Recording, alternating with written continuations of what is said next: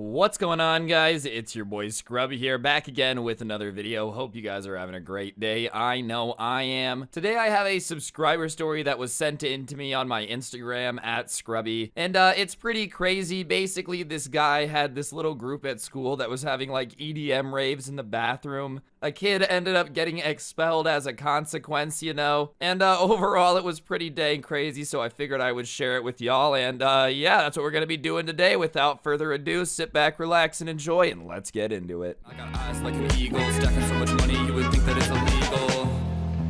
I'm getting quiet now, lay low when you're rich, so I'm piping down, making out, stack the bread, cause you love the sound, just so I'm Alright, so this story takes place in the person who sent me this 7th grade year, which was like 2014, which was a very weird time. I remember it fondly. EDM, specifically dubstep, was getting like super popular, especially in this dude's middle school, like near crazy fandom levels. Everyone and their mom in this school became obsessed with Skrillex, dude, you know, bang bass, you know, they'd just be saying that randomly in English class stuff. And obviously that's what happens anytime something gets popular in like middle school, is a bunch of kids just overdo it and ruin it for everybody. So everybody would be playing like Skrillex and dubstep in the hallway. And listen, dude, I'm sure dubstep has a time and place. It's not my genre of music personally, but 7 a.m. in middle school is definitely not the time nor the place. Nobody's trying to listen to that stuff right now, even if it's a banger. So I don't know if like musically it was really popular in the school or what, but the person who sent me this then said that dancing to the dubstep became even more popular. The only problem is like all of the kids who would dance to dubstep in his school weren't dancers, so it really just looked like they were having a seizure, dude. Honestly, if I saw a group of kids who were just dancing to dubstep that didn't know how to dance, I would probably think they were being shocked and try to like separate them from the current by smacking them with a wooden spoon like a German grandma. Those omas know how to smack, dog. You think a wooden spoon's for cooking until you do something bad around one of them. Anyways, dancing to dubstep is hard enough for dancers, let alone like kids who don't know how to dance. However, a couple of the more like popular kids in his middle school started doing these like dancing to dubstep videos on Facebook. And I don't know if this was just mine in his middle school or if y'all can relate to this too, but once somebody popular ends up doing something at school, everybody starts to do it. It's like herpes. That thing just spreads across the playground like there's no tomorrow. So now all of a sudden everybody is like trying to throw EDM dance parties and throw down the sickest moves in Sarajevo. If you got that reference, that guy's TikToks are great. And so along with this new obsession with EDM music and EDM dancing, a bunch of like kids at the school became DJs and would make remixes to songs and whatnot. And they weren't actually popular anywhere, but they became like local celebrities at the school. Like everybody at the school knew who the DJs were in school. One of them that he ended up telling me about in this message was DJ Skrillex, which definitely is not a knockoff of anyone whatsoever, okay? It's not the Walmart version of anything. And the one kid who we're going to be focusing on for the rest of the story, the one who ended up starting these secret bathroom raves, he called himself DJ Bad Swagger, which is quite the name, dude. I don't know how your swagger could be bad. If you got swag like that, then own it, my boy. Be proud of it. But regardless, DJ Bad Swagger decided that he was going to start the first ever nightclub in a school. He brought a speaker to school and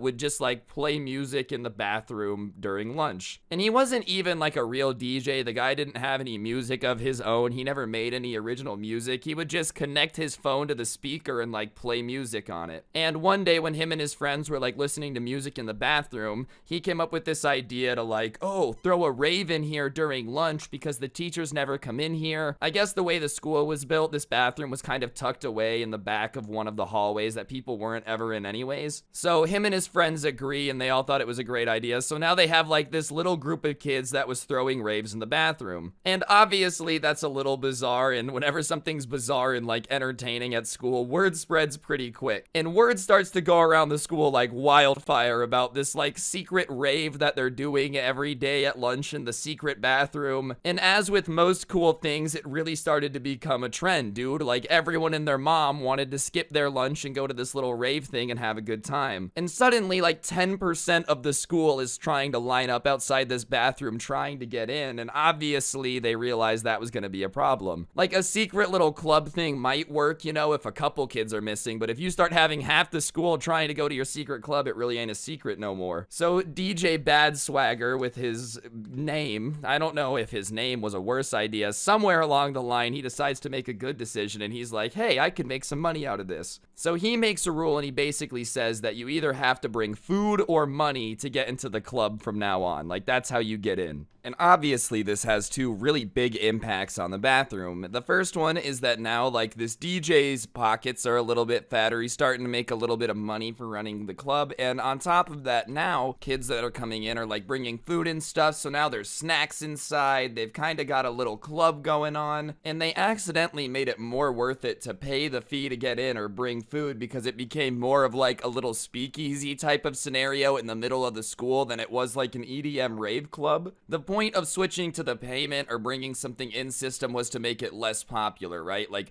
oh, less kids will come and that way it's less likely we're gonna get caught. But now it was more popular. They basically have this nightclub set up in their middle school bathroom, just vibing, dude. There's drinks, snacks, a dance floor, like an entire setup. And I don't know how I personally feel about eating snacks next to a urinal in a middle school bathroom. I personally have good aim, but I know some men that definitely need to work on their like Kovacs aim trainer, dog. How you gonna have literally pee all the time, like every day you have to pee, and still miss a urinal? So whatever, I guess they were eating in the bathroom, kinda whack. And obviously, it's a pretty good time, so it kind of becomes like the talk of the school, dude. There's less kids at lunch, people are talking about it, all the really popular kids would like go to there for lunch. And so obviously, whenever something like that starts to get around and like people start to hear out about it, a teacher ends up overhearing it. I don't really know if a teacher overheard it like from a kid directly, if somebody snitched, if they just heard people in the hallway talking about the dance club that goes on in the middle of the lunch and like, you know, decided to do something. But one way or another, one of the teachers ended up finding about it, and they told the dean, and sure enough, DJ Bad Swagger gets called into the dean's office, and they're kind of like,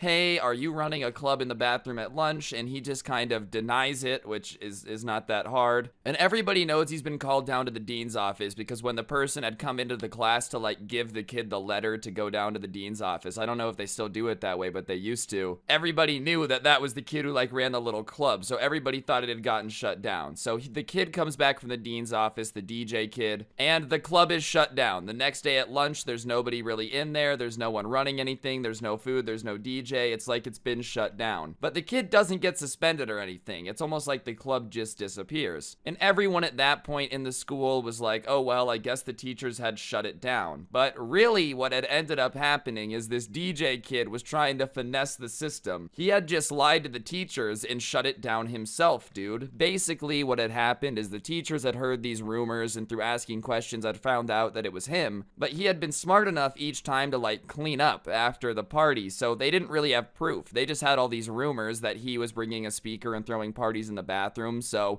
he kind of lied, and then once he left the dean's office, he just stopped doing it because he knew they were going to be looking for it. Which honestly is low-key pretty smart. Like, oh, okay, you have to prove that I did it, right? So I'll just stop until you guys stop paying attention, and then I'll start doing it again. And anyways, he lets the heat die down, and at this point, what he probably should have done is just like, you know, taken the W, gone home, slept at night knowing that he ran the nightclub. But obviously, I'm sure he liked the money and the clout a little bit too much. And listen, money and clout are cool, like, trust me, they're swagtastic, but they're not worth, you know, getting in trouble over. If you know something's risky, like committing crimes or doing something that your deans have told you is gonna get you expelled, it's not really worth the clout and the money. There's plenty of ways to make money, bro. There's plenty of jobs. And clout's overrated. What, you want a bunch of strangers that don't know you to like you for no good reason other than the fact that you're the dude that runs the nightclub in middle school? I'm just saying. But the kid decided to start it up again. So after 2 weeks of keeping it closed, he decides that he's gonna reopen it. But at that point, most of the school was like kind of afraid to go. They thought the teachers knew about it now, so there was no way that like kids weren't gonna get in trouble and whatnot. And that was probably the right idea. It was really smart once we get to the end of the story, but the kid who had been the DJ running the club is like, listen, obviously I want to start making money again, so I need to start getting some buzz around the school. And the subscriber that sent me in this story said that he was in a class with the DJ, and the DJ walked up to him and was kind of like, hey man, do you have any good ideas on like how to create buzz and get people to care about a club? And they were talking back and forth, and finally the guy decides that he's gonna like make the bathroom club free to get into for a day, and he's gonna pay for all the food so nobody has to bring everything, and he's gonna tell everybody about it, and hopefully that gets everybody hyped. And obviously at that point, once you say free food and like a fun time that at school, obviously people are on board at that point. And the day comes, and they expected maybe like 20, 30 kids to be willing to miss lunch to come there, but as the people start to come around the corner and people start getting let into this little bathroom, dude, it's like half the lunch period. There is an insane amount of kids that are on the way to the hallway, in the hallway, or like crammed in the bathroom or trying to cram in the bathroom. Crap tons of people had come, which really, when you promise a bunch of free food to people, you should expect stuff like that to happen. Like, oh wow, you said a bunch of free stuff and people showed up. What a surprise. Anyways, there's like so many people trying to get into this bathroom that people start like partying in the bathroom. And at that point, it's basically a matter of time because people are kind of coming out of the bathroom, going in, and the kids in the hall aren't calming down, so they start getting loud. And once the party starts to move out of the bathroom, it gets out of control because the hallway starts to get really, really loud. And once the hallway gets loud, it doesn't take long for a teacher to be like, hey, what the hell is going on, and go to investigate. And honestly, the teacher probably thought it was just some weird kid trying to like catch a Pokemon or something on his Nintendo and yelling at it too hard. Whatever old people think us boomer kids get up to be annoying, but she probably wasn't expecting them like playing dubstep and having a dance battle in the hall. You know, imagine your third period turning into a nightclub. It's not something you probably expect from the teacher end. So the teacher's on her way to this like noise, and she comes around the corner and obviously hears dubstep and sees a bunch of kids in the hall. And she starts yelling at the kids in the hall to like, go to class, get out of here. And so they all start scattering because they know it's over. And if you've ever been in school when like something gets busted that a lot of kids are involved in, that's always what happened. Everybody just starts running for their lives. It's like every man for themselves. There is no loyalty when a teacher starts to break up something that you all are about to get in trouble for. So they all start flying all over the place trying to avoid getting in trouble. But obviously, since they're more concerned about not getting caught, nobody like escaping goes into the bathroom and lets them know that like, hey, we're busted and people are coming. And at the same time that all of this is going on outside the bathroom, like the teacher is just trying to catch these kids, everybody's running. Inside the bathroom is getting way out of control. So like the entire time this nightclub was a thing, it maxed out at like, 30 kids maybe. It was a pretty good time, but now it's packed. It's insanely packed. And it's so packed that people start to get out of control and start breaking the stalls. I guess they had like wanted room for more people and mob mentality set in, and they were kind of like, whatever, break the stalls, let's get in there. And at that point, some of the kids from the hallway had come in, and they were all pissed off because like they were adrenaline from running away from the teacher, and they just start literally kicking the parts of the stall off the wall. Like the stalls that are wall mounted in schools, people start knocking them off. And so once those are knocked off, people are kind of like in destructive mode. The mob mentality is set in. People just start breaking things. One kid comes in and like smashes one of the toilets, and water starts spraying everywhere. So what used to be a nightclub is now becoming like a day pool party. You should have brought a swimsuit to the club. You guys weren't prepared. That's kind of your bad. And the bathroom is shoulder to shoulder at this point, so it's not even like people can really go anywhere. So one of these toilets is spraying water all over people, but like there's nowhere for anyone to go, Oh, get the toilet water spraying on me, move. It's like, I can't. I have nowhere to move to. So people are shoulder to shoulder getting covered in toilet water. And as I said a little bit earlier, dude, the most that this place had ever had inside of it before is like 30, 40 people. And now it's like 100, 120. They're literally just cramming into this bathroom like a can of sardines. And I'm going to be honest with you, this doesn't sound fun. I have no idea how big other schools had their bathrooms, but our school bathrooms were not that big. I'm assuming this has to have been a different type of school because like there is literally no way you would have ever been able to fit 120 kids in my school's bathroom. That would have been impossible. If you would have, dude, you would have had to been like laying down, packing each other in there. So anyways, all the kids at that point are freaking out and yelling because like some people are wanting to continue, some people want to get out of there because they're getting wet, and everybody in there is starting to panic. And so once everybody starts to panic, like, oh, all bets are off, because you know, when people are rational, you can kind of predict what's going to happen, but when people panic, they're not rational, and all chances of ever redeeming any of this just goes right out the window. Once people start to panic, things somehow get worse, even though you're probably wondering, how does it get worse than toilet water spraying all over you while you're in a middle school rave? That seems like the low point of a lot of people's lives. But the party has to go on, you know. The person who sent me this story is inside, and I guess at that point, half the kids are trying to get out, half the kids want to stay, and this causes like a small little civil war in the bathroom as people start to like shove each other back and forth. And so the inside is going crazy, and that's when the bathroom door swings open. And at some point in the chaos, like the lights in the bathroom had gotten shut off, so it was pretty dark. And as the door swings open, all they see is that like the shadow of an adult is standing there. It kind of looked like that one Codename Kids Next Door villain, like the guy who was basically the shadow. I think he was Dad. I think that was literally the evil villain's name in the show. Like, he kind of looks like that. And in almost slow motion, the adult's hand kind of reaches out and goes to hit the light switch. And so the bathroom lights turn on, and suddenly it's very clear what the hell is going on. Well, actually, I bet you it wasn't very clear what was going on, but yeah, I'm sure it was clear that whatever it was not very good. And all the kids, dude, have fear struck into their hearts when they see what adult has just come in and turned on the lights. There is the dean standing there in the middle of this rave nightclub, dog. The dean is now in the nightclub. I'm sorry, but your nightclub has to lose all credibility when somebody that is as much of a fed as the main guy enforcing the rules in your school shows up. Your club has gone too corporate, man. You gotta go back. And obviously, the look on this dean's face is just shocked at the mess in front of him, dude. He probably just heard there were some kids being rowdy in the bathroom, and in he walks to like a room with the stalls knocked off the wall, a toilet spraying everywhere, and like kids packed into it shoulder to shoulder like sardines. And he's like, what is going on? And at that point, everybody now is on the same team, and they're all trying to get out of there. So they start just pushing.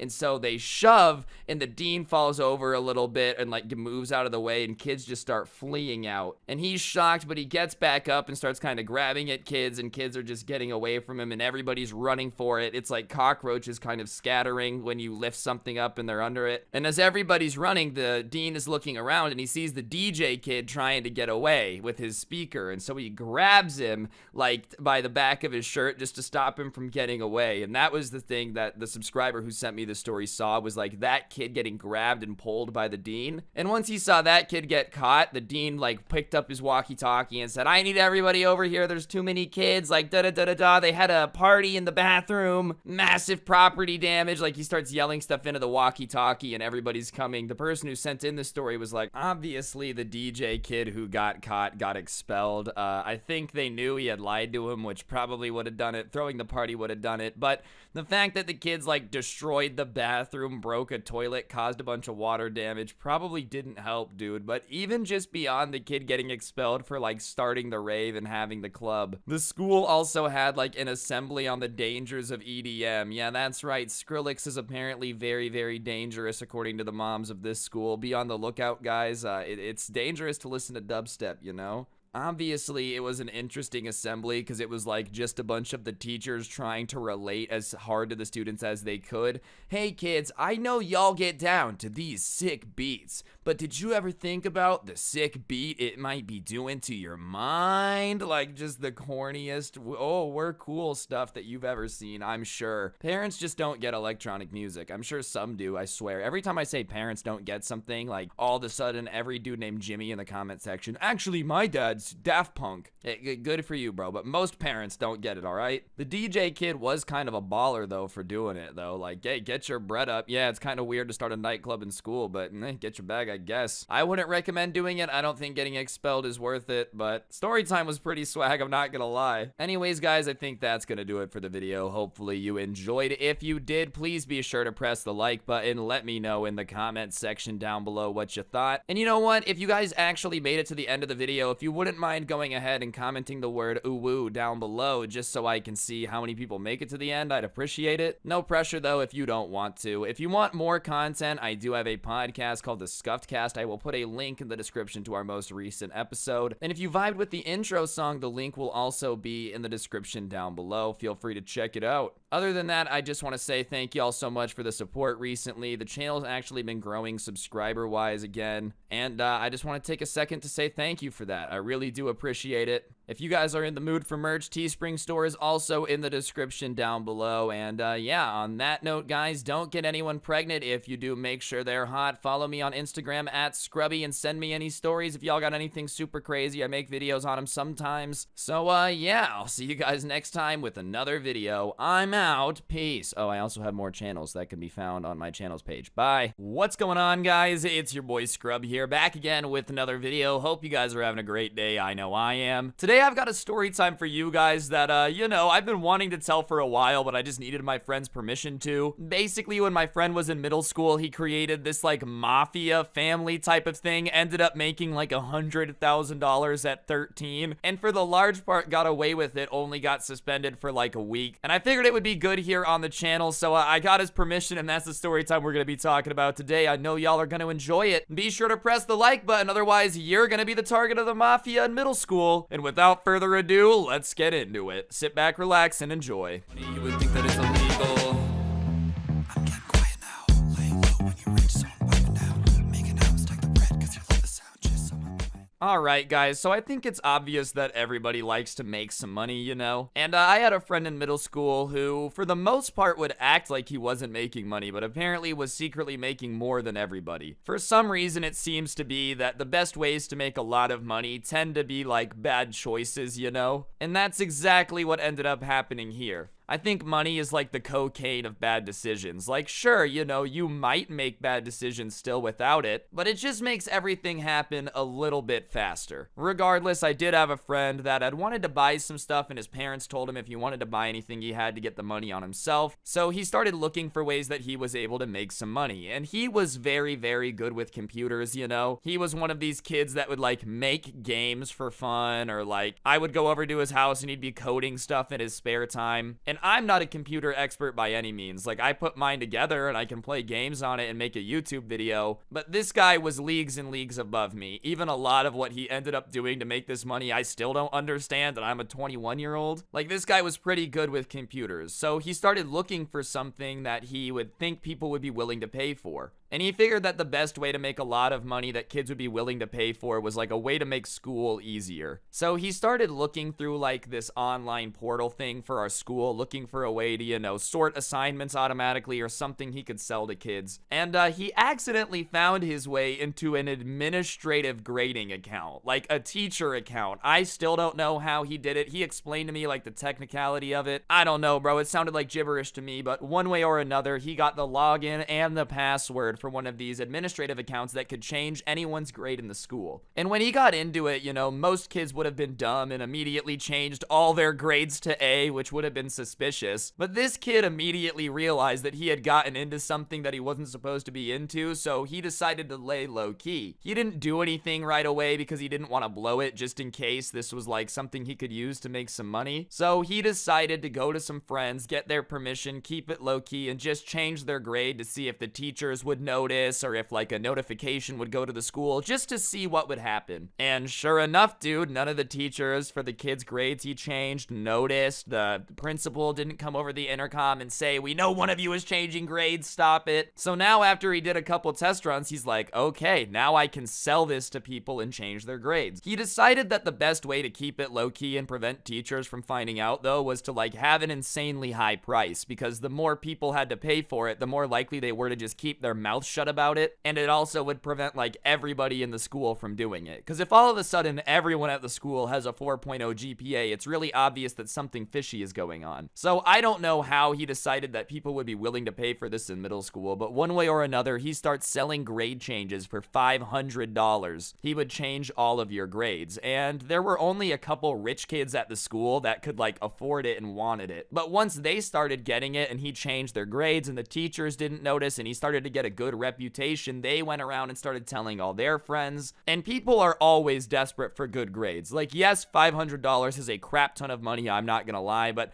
there are people out there that are like, listen, my parents being off my back about my grades is perfect. And keep in mind, he had an administrative account for the entire school, so it wasn't even like it was just our grade. You know, he could do older kids, younger kids, anyone with money, he could change your grade. So when people are really desperate for a good product that has a good reputation, obviously he starts to sell it well. And it gets to the point where, you know, after a few months of doing it, he didn't go crazy and change 80 grades a day. He had done like 40 or 45 grade changes total. So obviously that's about $20,000 to like $22,000 that this kid had made at like the age of 12 for changing people's grades. And somehow, once he had done like 45 people at the school that he was at, he was like, all right, I probably shouldn't do anyone else at this school because it's going to start to be obvious. Grade averages are going to start to change. So he closes business at our school, even though he was making a ton of money. And he decides that he's going to start branching out into other schools. And like once he had done a bunch of kids at one school, he was going to keep moving. So that way it was unlikely that like people would notice. So he ends up getting in touch with like one of his friends at another school. And then together one weekend, they get into the administrative login for that school. I don't know how, like I said, but somehow they end up able to change the grades at a different school. And so his friend went to a different school and he becomes like a salesman there to sell these grade changes. But instead of calling him a salesman, this guy decides to refer to him as a boss and tells him that he can get employees in his family at his school to sell more grade changes. So yeah, obviously this means that they're making a little de facto mafia. And to be honest, I think at the time they were just trying to be silly, but it's pretty sick in retrospect now that you had all these like 12, 13-year-olds rolling around with thousands of dollars in their pocket at the school calling each other a crime family.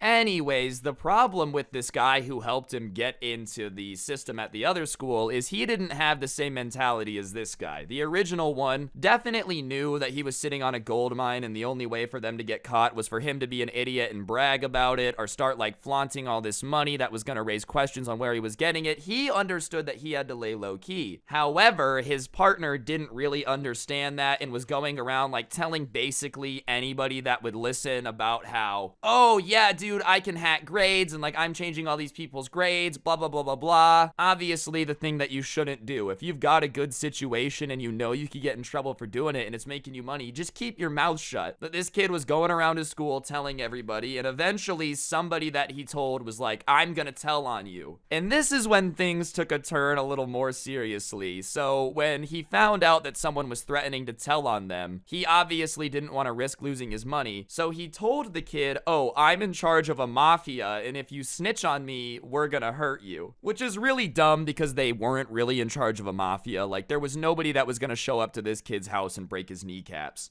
And obviously at that point, like the severity of it just went up a level. Hacking your school is already pretty bad. But when you start threatening people for it, you know, it just starts to get out of control. And then he decides to pay the kid some hush money too, just to like make sure he doesn't tell. And at that point, the kid who found out is like, all right, I won't tell. Obviously you threatened me and you paid me. I'll just keep my mouth shut. But at this point, even the original kid is like, okay, I need to eventually start to get an exit plan. The fact that people are starting to find out and threaten to tell on me and I have to like threaten them and pay them probably means that your little empire does not have much longer to run. And it's probably also a really bad idea to pretend to be in the mafia. I don't know, I've never tried to do it, but I feel like the real mafia might get a little upset that you're like role-playing as them. You know what I'm saying? However, at that point, they had done a bunch of kids at the second school, so they decide to add another school to the list and then another school. So now they're in the system for 4 schools, you know, they're making all this money. He has like 4 little mob bosses at each school that are in charge of selling the grade changes, getting him the money, all that stuff. And they keep it running for a couple months. And at that point, this kid's cut of like his money alone is well over 100 grand. I think he told me that he ended up making like $105,000 off of this. He obviously got most of the money from the cut, but like his employees, the bosses would make a couple $1,000s. And he was like, damn, this is sick. And he was able to keep his mouth shut, but he started running into problems with like the bosses at the other schools bragging and telling everybody. Because when these kids were making a bunch of money, they were like, oh yeah, I'm awesome. Like, oh, I'm so cool. Look at me. And obviously that made people rub the wrong way. Nobody likes somebody that's constantly flexing the stuff that they have, dude. And just telling people that you get your money from doing something against the rules is begging for somebody to tell on you.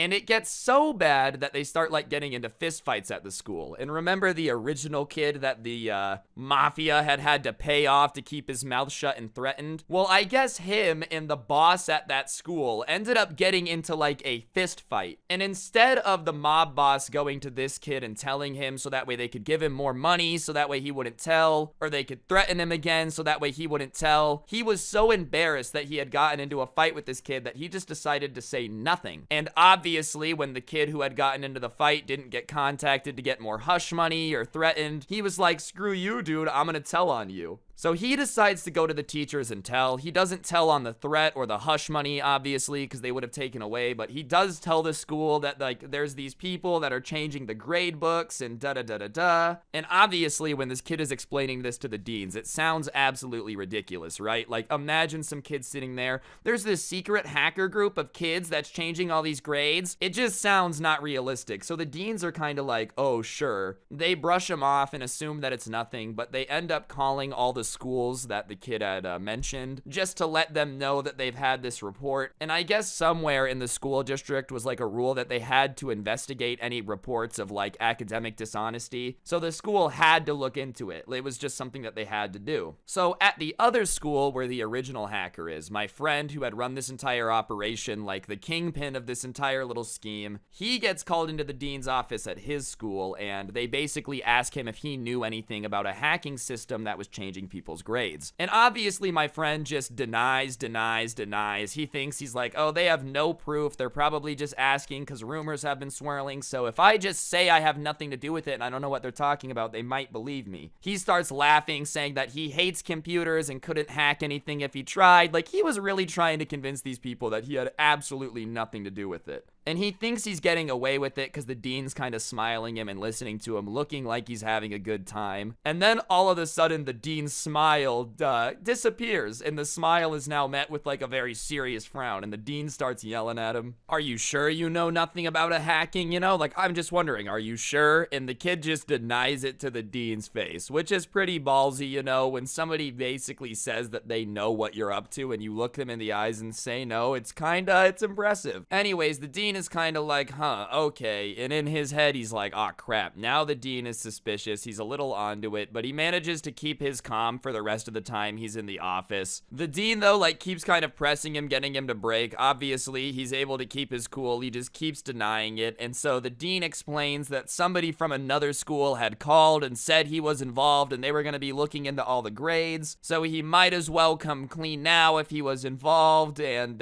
he's scared, but he keeps his cool. And at that point, they let him leave the office because they can't get him to crack. And once he gets in the hallway and is on his way back to class, he's like, I'm screwed. I have to come up with a way to get away with this. Otherwise, they're going to like take all the money, you know? So he's trying to just on the fly come up with a way to make sure that he doesn't get in trouble. And at first, he was trying to think of a way to like keep the businesses running, like keep changing people's grade without being caught. And very quickly, he realizes that like that's just not going to be a possibility. The odds of him being able to keep 200 kids in the school district's grade change when they were going to be looking for it was just slim to none. And he also knew that if they went through like the backlog of everything that had been done, that they would also see that like a bunch of grades were changed and then unchanged, you know? So he knew that if that happened, they were going to investigate it further and the money was going to get caught. So the only way to keep the money was to just shut it all down And so his new plan is like, look, sadly, this business has been a great time, but I just can't do it anymore. So he goes back to his computer and he goes to all the grades that he's changed, and he changes them all back to what they were except his own. Like his grade, all the grades that he gave himself an A on, those stay an A. And he makes it very obvious that they've been changed. He doesn't even try to hide the tampering. That way, he gets caught and he looks guilty and they just stop looking, you know? Like, oh yeah, nothing else seems out of place currently because he had just changed it all back. And if his just hadn't been changed, they'd assume he was just a dumb kid that hadn't thought it through and like got caught because he was just not smart enough. In reality, he was playing 5-dimensional checkers, all right? Queen Gambit's out here. But he knew if he admitted some guilt and got punished, the adults just wouldn't keep looking very hard because A, they just don't really like to do the work, and B, they would feel like, ha, yeah, that's right, we won. We got him to admit that he was guilty. So he does all this, and then he goes to like his mafia bosses that are working for him, and he tells them that, you know, he's gonna have to let him go, but he gives them the logins to their school. He's like, wait a couple weeks, just promise me that, but if you guys want to keep this going on your own and risk it, that's totally up to you. And obviously the mafia bosses weren't too upset, you know, because of him, they had made some good money. He said that they could do it in a couple weeks. They just had to lay low while like he got out of heat. And obviously, you know, that's a pretty good situation. So they weren't too pissed. And at that point, he starts just hiding all of the money, which was pretty easy, you know. It's not like he had to launder it. He was just hiding cash everywhere, like under his mattress, man, piggy bank, anywhere he could, dude, popping open bottles of like shaving cream, just stuffing cash in there. And then when his parents got home from work, he sat them down and like told them that he had changed his grade on a school computer, and crying, saying how guilty he felt and blah, blah, blah, blah, blah. And the parents had no clue that any of this is going on because, like I said, he wasn't spending the money or like flexing it. And they're shocked. They're like, oh my God, why would you do that? How did it happen? And so he's admitting that he did it to his parents, but he's like downplaying how he did it, you know, like, oh yeah, I just changed some grades on the computer. Like, he's not saying that he had some big business with multiple schools involved that was charging money. He just admits that his grade got changed, which is technically the truth. And his parents freak out and they call his school and snitch on him, man. Which I'm not gonna lie is kind of cold from your own parents, bro. Like, oh, you changed your grade? We have to call the school and tell on you. And the school was like not shocked because obviously they were suspicious, and they said that they were gonna handle it tomorrow at school. And that night his parents took away his Xbox for a month, and they said he was grounded until they saw fit. And he pretended to be really upset, and honestly he was like, in the grand scheme of things, if I get away with this, then that's nothing to pay the price for like getting away with everything I just did. And the next day comes and he just goes straight to the dean's office. Like, they tell him not even to bother going to class, just to go straight into the dean's office so this can get handled. And he walks in and it's not only the dean, it's both deans, the principal, like the entire administration team is waiting there. And they're just like looking so annoyed with the fact that this kid exists. Anyways, they get into the office and like the dean starts role playing a cop, you know, tell me what you know, like tell me everything, just taking it a little bit too seriously. Like, yes, it was a serious situation, but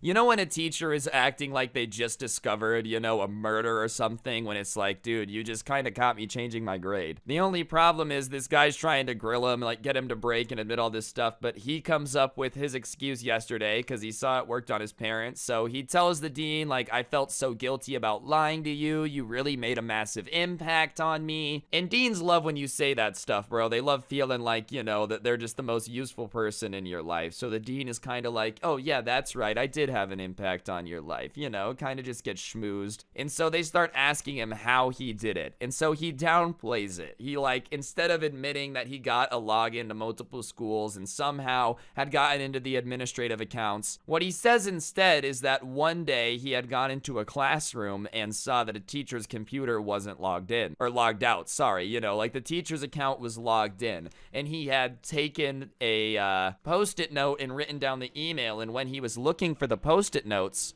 he happened to find the password and then changed his grades on the computer, and then like that was all he did. He did have the password, but he had found it on a post-it note, and he had just changed his grades because it was like a situation of opportunity. He just so happened to check the computer and had the ability to do it. And so he's kind of implying that like he got insanely lucky, you know, there was really no way that this could ever be repeated, and the deans want to believe that. It's a lot better to be like, yep, some kid got lucky, than admit that, you know, this system that the school's paying hundreds of thousands of dollars for is really easy to get into. And the dean is like, you know, we have to look into all the grades now, and if there's anything else, you're gonna get in trouble. And he's like, yeah, that's fine. He knew that if they went and looked and nothing looked out of place, they wouldn't do like a back check of a months ago just to see if anything had changed. They would just leave it alone. So he was like, yeah, go ahead. That's why he had gone ahead and changed everyone else's grades back. And he's sitting there and they're giving him the big spiel about how cheating is bad and academic dishonesty is the worst crime you could commit and blah, blah, blah. The talk you get from your English teacher every year about plagiarism. And he's just kind of sitting there nodding, like waiting for his punishment to get handed down. And finally, the dean is like, we're gonna suspend you for a week due to academic dishonesty. Which, I'm gonna be honest though, is really not that bad of a punishment considering he made like $100,000. So his parents come pick him up, they're pissed, they're yelling at him in the car, saying how embarrassing it is, and da-da-da-da-da, and he's kind of like, yeah, you're right, it's terrible. On the inside though, he's happy as hell because it's over with now, and he ended up keeping the money. He keeps all the money in his closet, he never ended up going crazy, dude, but I will say, like, he bought his first car with it, he would take girls on these crazy dates, and all of us would always wonder how he did it, but he would always have a job, so like nobody really guessed anything about it. And I'm not gonna lie, he did kind of live like a king for a while. When I hit him up to ask, like, you know, how the story and the details and whatnot, because I remembered it, he even said that honestly high school was a blast because he like always had way more money than he needed because of this little scheme. And hey, honestly, good for him, bro. Get your bag up. I wouldn't recommend like changing people's grades, that's a little bit far, but I can't hate somebody getting their bands, you know what I mean? A couple weeks later though, a few of the mafia bosses at like one of the other schools decided to keep their little side of the scheme going, which definitely was not a good idea considering schools were now like on alert for grades getting changed. And obviously, because the entire situation came to light because these kids were kind of flexing the fact that they were involved in like a grade changing scheme, these people couldn't keep their mouths shut nearly as well, and obviously they made a classic criminal mistake, dude. He had ended up telling his middle school girlfriend, like one of the other mob bosses, all of the details of how this is going down. And obviously they ended up breaking up, dude, and so the girl went to the dean and told them everything because she literally had every detail because this guy couldn't keep his mouth shut. Never tell your girlfriend or your boyfriend stuff that like they could eventually use against you just in case you break up. And if you are gonna tell him that, then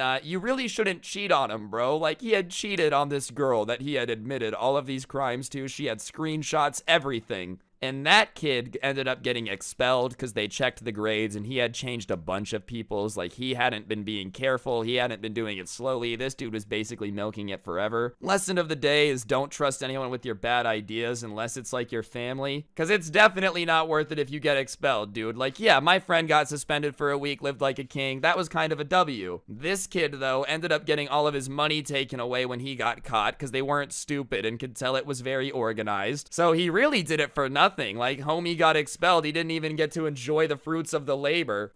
Massive L's on deck, but that's just really how it is sometimes. Crime doesn't pay unless you're an absolute genius, and like it or not, most of us are not. It's just the reality of it. If we're all smarter than average, then none of us are smarter than average. You know what I mean? Anyways, guys, I think that's gonna do it for the video. Hopefully you enjoyed. If you did, I would really appreciate you taking a second to press the like button. Let me know in the comments section down below what you thought. I'm trying to do longer stories this year because I know you guys enjoy them, so if you appreciate it and you don't mind commenting down below just the word like long story if y'all like it like this, I would really like some feedback. And yeah, other than that, if you want more content, I do have a podcast called the Scuffed Cast. Link can be found down below in the description, along with a link to the intro song if you want to give it a listen. The Spotify link is found down below, but it's also available on Apple Music, Amazon Music, basically anywhere you play music you can find it. And last but certainly not least, if you're in the mood for merch, may I make a suggestion? Take a look at this haha merch and tell me it's not just the coolest thing you've ever seen. If you like it, that and many more options are available at the Teespring store, which is also down below. And yeah, on that note, guys, follow me on Instagram at Scrubby, Twitter at Scrubby_69. I'll see you guys tomorrow with another video. Don't get anyone pregnant. If you do, make sure they're hot. And I'll see you guys next time. I'm out. Peace.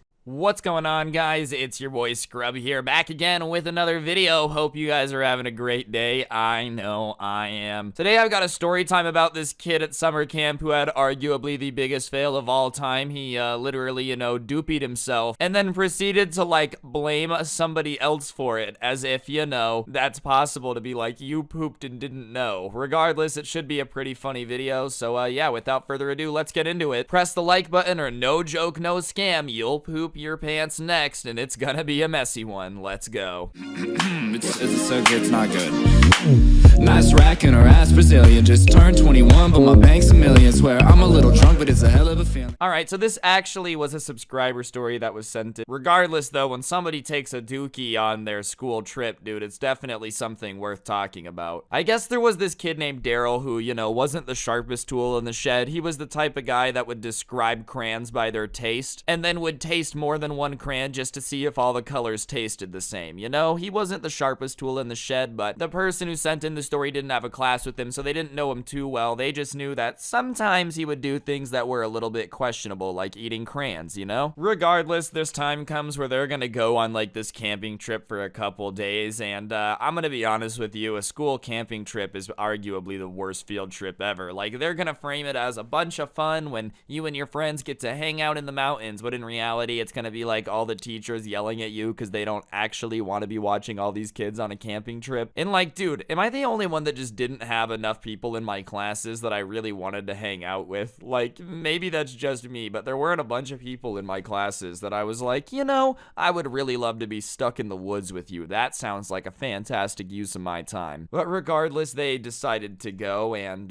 there were a bunch of kids going because it was just better than school, so they ended up having to use a few different cabins. And each cabin had like 8 people in it-ish, so enough where you had to be like close to people, but also enough where like it wasn't a super intimate experience. You weren't like getting to know the people you were staying with super well because there was 8 of you. And the person who sent in the story, they hear their name called, and then shortly after, Daryl's name gets called. And after that, the teachers did the cringe thing, where they were like, all right, you fantastic campers. Okay, so what we're gonna do, okay, it's gonna be so fun. Oh my god. We're gonna go to our tents, that's right, or cabins, sorry. Silly me, I'm only half a bottle of wine in. And we're gonna get to know each other. Oh my gosh, that's right. We're gonna talk to our campers using our camping voices. Oh my gosh, our camping voices, guys. And we're gonna just get to know each other. And it's really an excuse for her to like smoke a cigarette because she's already stressed out. I don't even blame the teacher, man. Watching like 80 5th graders running around the woods sounds like the worst thing ever, but that's why I wouldn't volunteer to ever go on one of these trips. The teacher gives that little spiel and tells everybody to go to the cabin, so sure enough, they break off to all go to meet each other and whatnot. And they're asking each other questions, and almost immediately, Daryl is kind of the weirdest kid in the cabin, and before they had started talking, this kid knew he just kind of had a weird reputation, but didn't know too much. But when they're asking questions, somebody asked like, oh, what's your favorite type of animal? And the Daryl kid like looked around and went, to kill? And everyone was like, no, like your favorite animal. And he's like, oh,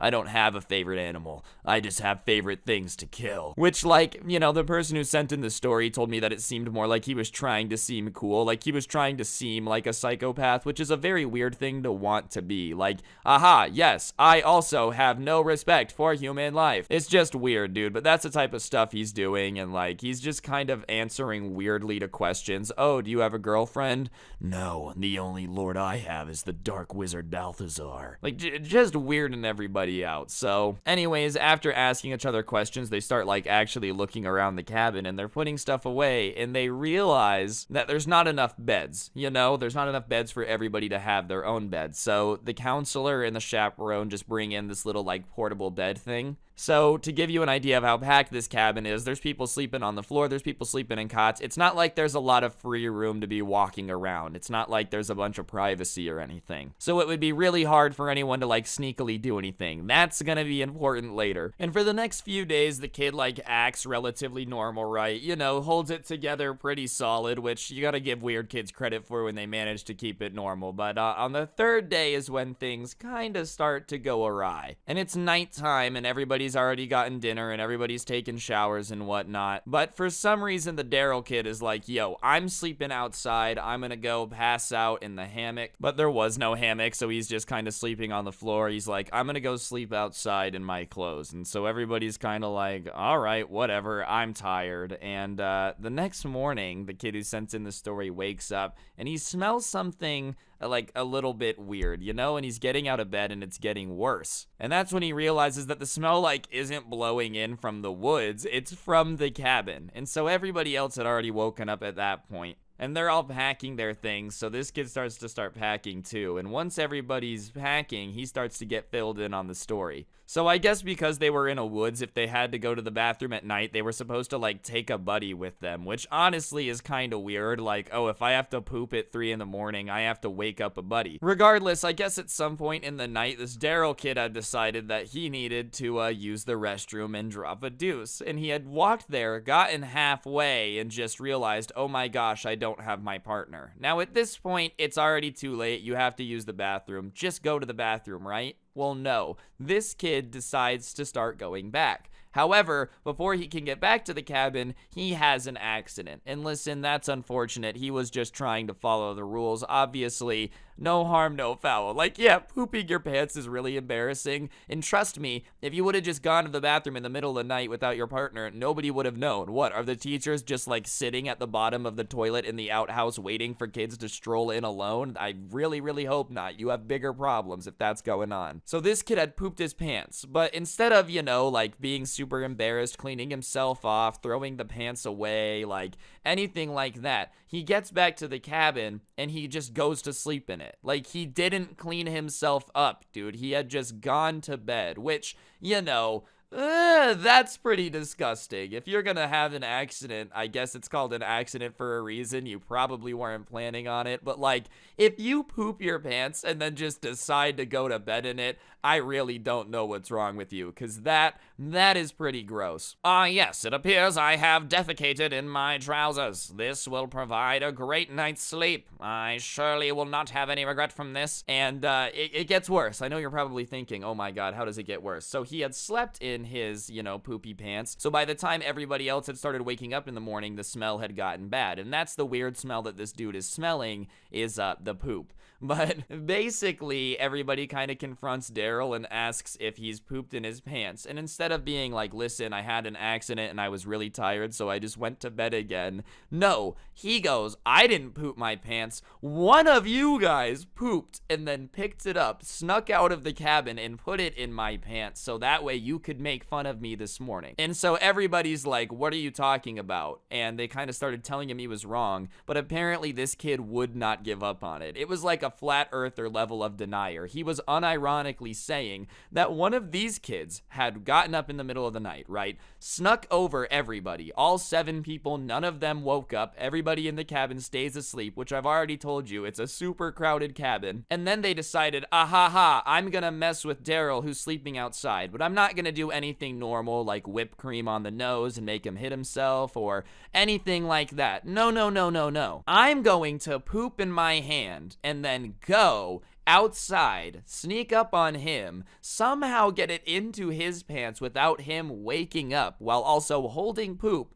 And then it's the entire point is that we're going to make fun of him the next morning. And what's weird is that the kid was telling me that like when everyone was explaining to him what happened, that even they were trying to explain to Daryl that they weren't mad. They were just trying to figure out what the smell was. And he was like, nope, not me at all. He was just refusing to admit it was him. But like everyone knew it was him. And that conspiracy theory just makes no sense. But to make matters worse, which I'm sure you're like, he is so passionate about the fact that there is no way that he actually pooped his pants, right? He's just refusing to believe it, to the point where he starts threatening to fight them for even implying that he was the one to poop his pants. Yeah, that's right, guys. The poop mafia, the poop ninjas running around framing people for defecating themselves. We've all been there before. Daryl is not crazy. That definitely happens. But as he's yelling at everybody, like trying to fight them, one of the teachers kind of hears the commotion, and they come over, and Daryl starts explaining to the teacher what happened. And the teacher is kind of looking at them like,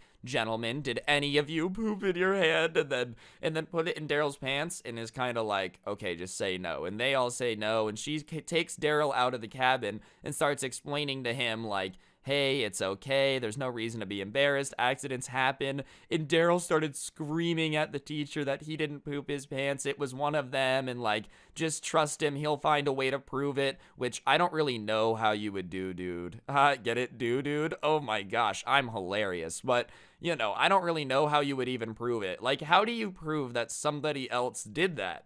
Do you DNA test it? Like, you're gonna pull up to the CSI crime scene. Yeah, I know you guys are solving a murder, but right now there's something way more important on the line. I need you to prove that this poop isn't mine. Stat. Do you think this was the exact moment this teacher realized that, like, this job does not pay enough money? When some kid is sitting here screaming at her for even implying that he is not the person who pooped his pants and, like, denying the existence of poop ninjas, you know? Listen, son, I'm just saying that I'm not necessarily sure that that's what happened.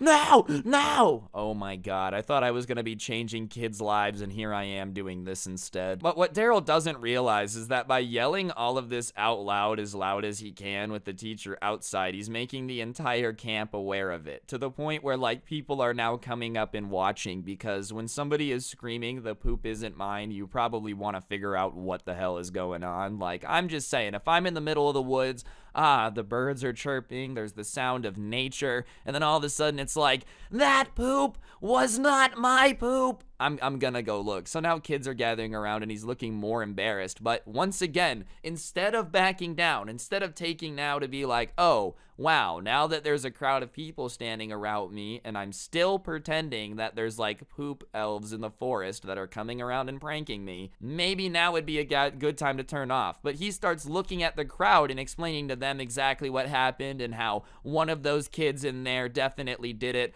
And so the kids in the cabin are laughing, and I don't know how this kid manages to sleep through this. I guess when you're camping, you really do be out sometimes. Like, I'll be honest, sometimes I don't exercise as much as I should. If I exercise really hard, bro, I pass out, okay? I'm not gonna lie, dude. I can sleep through just about anything. But the kids in the cabin are laughing, and this Daryl kid is like, see, they're laughing. That proves they're guilty. But no, they're just laughing at the ridiculousness of the situation. Like, what do you want them to do when you're being accused of arguably the weirdest crime ever? Like, if any of these kids did this, what the hell? Anyways, at this point, the kid gets up as everyone's explaining this to him, and he gets his things, obviously, because he's been packing, and they go out onto the deck where Daryl had been sleeping, and he says, like, I'm usually not one to have a weak stomach, smells don't usually get to me, but whatever Daryl had eaten and slept in, bro, he must have been, like, addicted to some horrible things, because this guy really stunk up the place. He told me that he literally had tears in his eyes welling up as he was, like, walking out to where he was, and the kid had been gone for a while.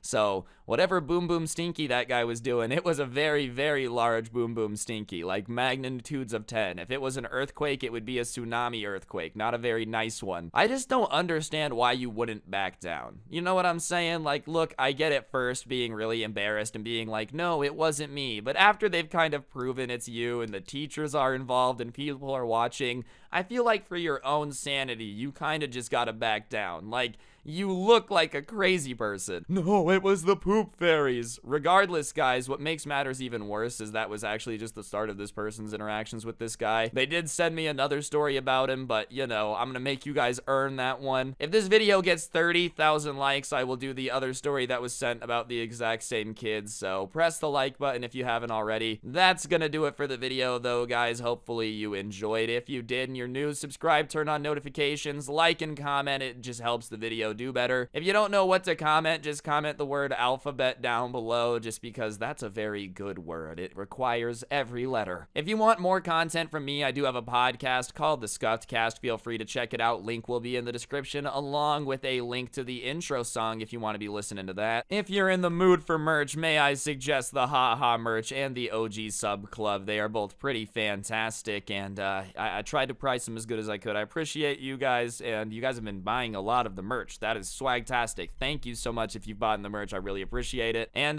yeah, on that note, that's gonna do it for the video. Don't get anyone pregnant. If you do, make sure they're hot, and hopefully I will see you guys all next time with another video. I'm out. Peace. What's going on, guys? It's your boy Scrub here, back again with another video. Hope you guys are having a great day. I know I am. And today I've got a subscriber story for y'all that was sent in about a time this guy got himself involved in a little bit of a heist to steal some plastic coins that were used as like school currency. I know you guys love these types of videos, so as soon as I saw it, I knew I had to make it for y'all, and yeah, be sure to enjoy it, and press the like button, or no joke, no scam, I'm gonna steal all your plastic coins, and yeah, let's go.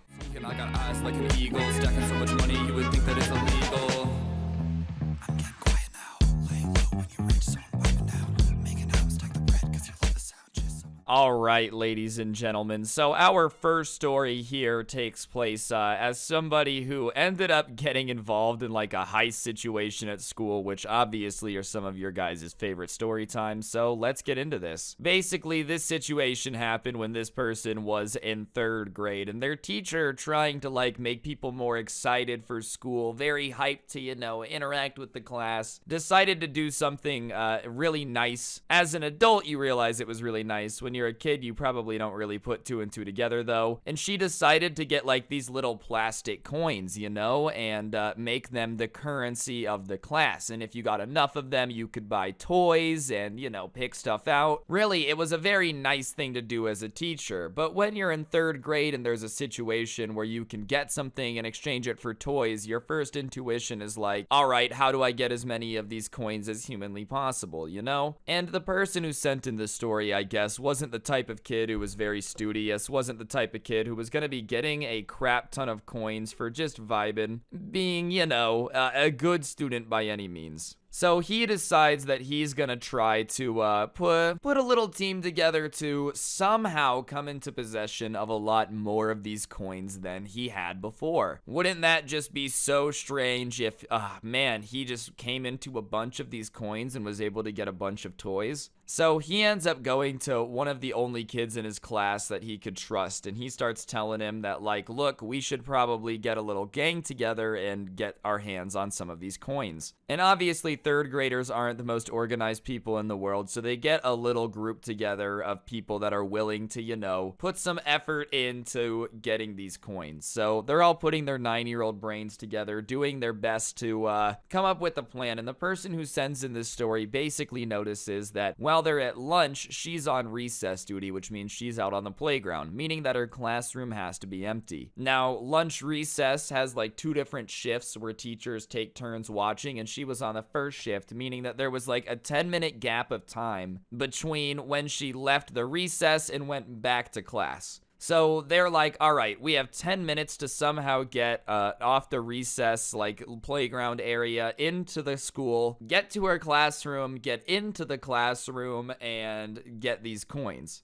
So it just so happened to be too that the person who sent in this story like had an older sibling that went to the school and had passed on a little nugget of useful information, which is that if a door is locked on a classroom, if you yank up on the handle hard enough, these particular door handles, because they were older, would pop open and you could get the door open. So he tells his friend, you know, look, I'm pretty sure we can get the door open if we do it this way, and everyone's like, awesome, this is great. So 2 of the other kids in the group steal their parents' phone for that day. That way they have a way to communicate, and they get off the recess playground area. They go to the class and they pop open the door, and all of these kids start like scavenging for the coins. And the person who sent in the story starts searching her desk, and sure enough, boom, they find them. There's all these coins, and he says, hey, let's not take a bunch. Let's just take a little bit to the point where she's not gonna notice, you know? They hide them in these little pouches and they run away. And obviously they're like, dude, we just got away with it. This is incredible. We're gonna get a bunch of toys. This is sick. But with any good heist group, people start to get greedy, dude. They're like, awesome, we should do it again. And obviously, here's the truth of the matter. Anytime you get away with something once, your odds of getting away with it again go down dramatically, dude. People just start to get too comfortable and it's not a good time, right? So whatever, they decide that they're gonna do it again regardless because they're 3rd graders. They're not like the smartest people in the world. So they end up seeing this time where she hid the toys itself. This time they're like, look, let's not even steal the coins. We can just steal the toys. And obviously at this point, the kid who organized this, the one who sent this in, points out to them like, guys, that's just stealing, you know? Like, that's not actually gonna do anything. Like, that's not stealing from the coins. Like, I don't want to steal the toys, bro. That's just gonna ruin it for everybody. And they're kind of like, well, you were the mastermind, and if you don't go along with it, then we're gonna tell on you, and you're gonna get in trouble for stealing the coins. We'll just blame you. So this kid is like, all right, and he kind of reluctantly agrees that he's gonna go along with it the second time. So a group of more kids ends up going inside of the classroom this time because they had heard that, like, oh, you guys stole stuff, you got a bunch of stuff, so more people wanted to do it. However, when a group of like 6-7 kids is going down the hallway to steal stuff from a classroom, it's a lot more noticeable. And so their lookout lets them know when all 7 of them are in there that, like, she's coming. And they realize that they're probably not gonna have enough time to get into a hiding spot, you know? They're not gonna be able to, like, hide and get out of the classroom. So they just kind of have to make do with whatever's around them and hope for the best. So one of the kids literally is hiding under the teacher's desk. This kid ended up getting into like one of those portable craft closets where they kept all the crayons and colored pencils and stuff. Some kids got in the real closet. There were a couple kids that like hid in the little cranny where they had like a reading nook. And the teacher comes in and is kind of looking around because she realizes the door is unlocked. And the entire time in there, the tension is so thick you can cut it with a knife, right? Like, you know that one poem where it's talking about the guy with the beating heart and he can hear the heart underneath the floorboards? That's probably what it was like, dude. You could hear your heart beating in your ears. So the teacher ends up leaving and they wait for their lookout to come back and tell them that it's all clear. And they literally book it out of the classroom as fast as humanly possible. And they end up meeting up together after school, and obviously the person who sent in the story like didn't really get a chance to see what they had taken because the teacher was coming and he was more concerned with hiding than he was, you know, getting anything because he didn't really want to steal the toys anyways. And I guess 3 of the kids had gotten like a whole backpack worth of stuff, you know, and so 3 backpacks worth of stuff had gotten stolen. And honestly, at that point, they're like, look, okay, that was too ridiculous. We almost got caught. And they realized that they had taken way too much stuff, that like they were gonna notice. So the next day, the teacher, sure enough, gets up and is like, I don't know which one of you guys did it, but I know some of you guys stole toys, da-da-da-da-da. I'm not gonna ruin it for the class, but, you know, if this happens again, we're gonna ruin the program. And the entire time they're telling this, all the kids who are involved are like crapping themselves. And obviously the person who sent in the story time didn't want to ruin it for everybody, so he's feeling guilty. In his mind, he's like, look at what you guys did. You might have ruined it for everybody. No bueno. And for a couple weeks, everything's good. They're not gonna do anything. And then a small group of kids gets together, like the original group minus a couple of the kids who had invited more people after a while, and they're like, look, I'm telling you, there's this one girl in our class that has a pencil pouch, and her pencil pouch is full of these coins, and it's almost a situation where they're like, one last score. If we just take the pencil case and split all the coins up, we're gonna be fine, you know? And so obviously he's apprehensive. He doesn't want to really steal anything, but similar situation, they kind of force him into it. They're like, look, if you don't help us, then we're gonna tell on you. And he doesn't want to get in trouble, so he decides to help. And they're 3rd graders, guys. Like, obviously, you gotta give everything a little bit of an asterisk because it's little tiny children stealing like plastic coins. Anyways, they end up going into the classroom and they start looking at the pencil pouch, and all of them, because it was a smaller group, simultaneously are like, we can't do this. This is really bad. Like, they start feeling really, really guilty about it. So they decide that they're not gonna steal the pencil pouch. They didn't want to do it. They didn't even open it. Like, they didn't really know the full contents. It was a rumor that she had a bunch of the plastic coins in it, but they didn't really know. So they decide that they're not gonna steal it, but for some reason when they're in the class, they're like, okay, well, we can't steal it, but if they find out we were in here, then like somehow they're gonna know we touched it. You know, 3rd grader logic, not very well thought out. So they decide that they're gonna hide it, you know? I don't know why they decided to hide it. They thought it would make it less suspicious, which obviously it didn't. So A couple of them leave, and one of the kids, of course, they pick the most forgetful one. He goes and like hides this thing somewhere in the class. So they get back inside the classroom, and the girl whose pencil case is now missing starts freaking out. She's like, oh my gosh, has anyone seen my pencil case? Oh my goodness, has anyone seen it? Wow, like,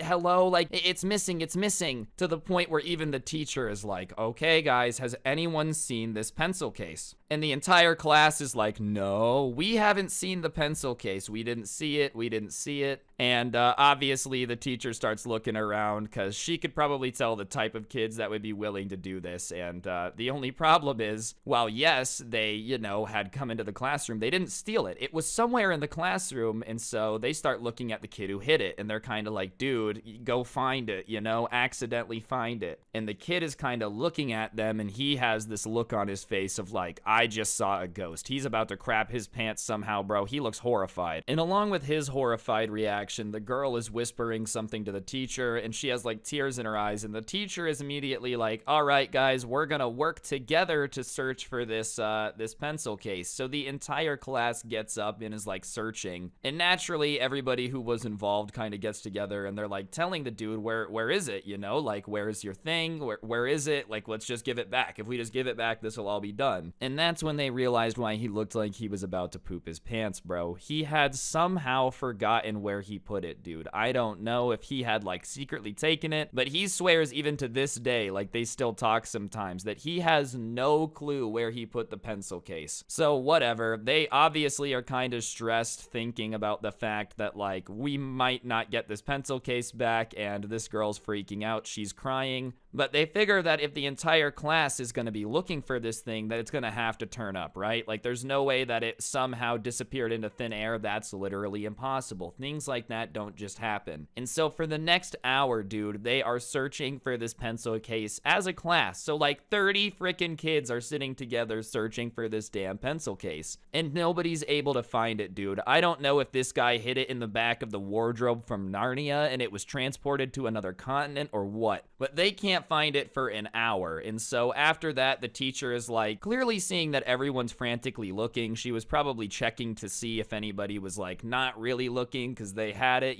But all the kids that had been in the classroom felt horribly guilty about it, so they're looking too. And on the way out to recess, the other kids in the group kind of went out quick, but the person who sent in the story kind of stayed behind for a second, and the girl who had lost the pencil case is kind of crying to the teacher. And she's saying that like, yeah, all my money for the field trip was in there, and they had an upcoming field trip that was like $100 to go on, and so the girl had $100 in this pencil case that had now gone missing, dude, and they didn't know that. They really were going in there just to try to like take these plastic coins and buy some toys, right? So when he hears that, they were now responsible for this girl losing $100, he feels even worse. So he goes out there and he tells his friends, and they're like, oh my god, what do we do? Because it also happened to be a situation where they also realized that none of their parents had an extra $100 to fix the situation too. And so realizing that there was really nothing they could do, because if they admitted wrongdoing, they were going to make their parents pay for it, which was going to lead to a crap ton of punishment at home, they just all decided to swear to secrecy on the playground. They're like, look, we're going to go back in there. We're going to look for this thing. And if anybody gives us a weird look or says we did it,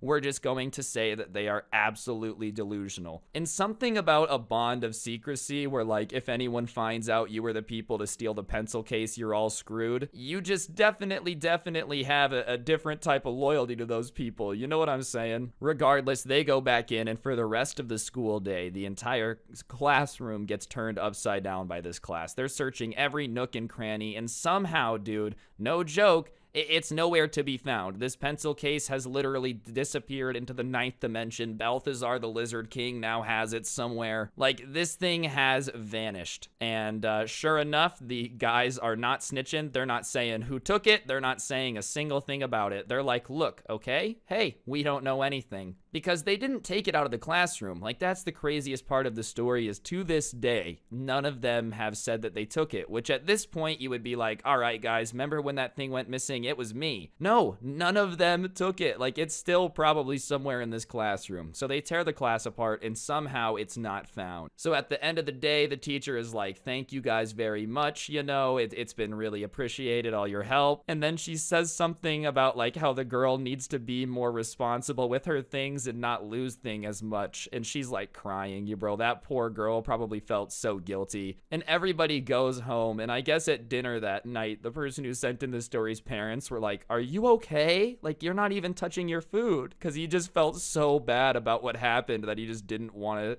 you know, eat. So he broke down and like told his parents everything from start to finish, the heist, the entire thing. And his parents were obviously pissed at him for stealing in the first place. You know, they gave him the whole, that's not how we raised you. I'm so disappointed. The fact that you would steal is like disgusting, you know? And then he's like, all right, so tomorrow should I tell? And then his parents were like, well, how much money is your field trip again? And he said $100, and both the parents looked at each other and were like, if you ever steal again, you're going to military school. Do you understand? You're lucky that we don't have $100 to fix your mistake right now. Like, the parents really wanted to do something about it. They just weren't in a position to. So he low-key kind of got away with it. They did make him come clean about stealing the plastic coins, though. Like, they didn't make him admit to having any wrongdoing in the pencil case going missing, because he didn't really steal it. But they did make him give back all the plastic coins that he took. But the teacher was like, for your honesty, you can keep them, which does go to show you sometimes it pays to be honest, sometimes it pays not to be. So you gotta use context clues to figure out what you should do in each given situation. Regardless, guys, I think that's gonna do it for the video. Hopefully you enjoyed. If you did, I would really appreciate you taking just a quick second to press the like button. Let me know in the comments section down below what you thought. It would be very, very appreciated. And if you're new, subscribe and turn on notifications so you never miss another video. If you want more content, you guys should check out my podcast, The Scuffed Cast. I'll put a link to it in the description down below. And if you enjoyed the intro song, a link to it on Spotify is also down there, with a link to the merch beneath that. If you feel like picking it up, it's pretty fire if you ask me. If you guys have any crazy stories you want to submit, my Instagram is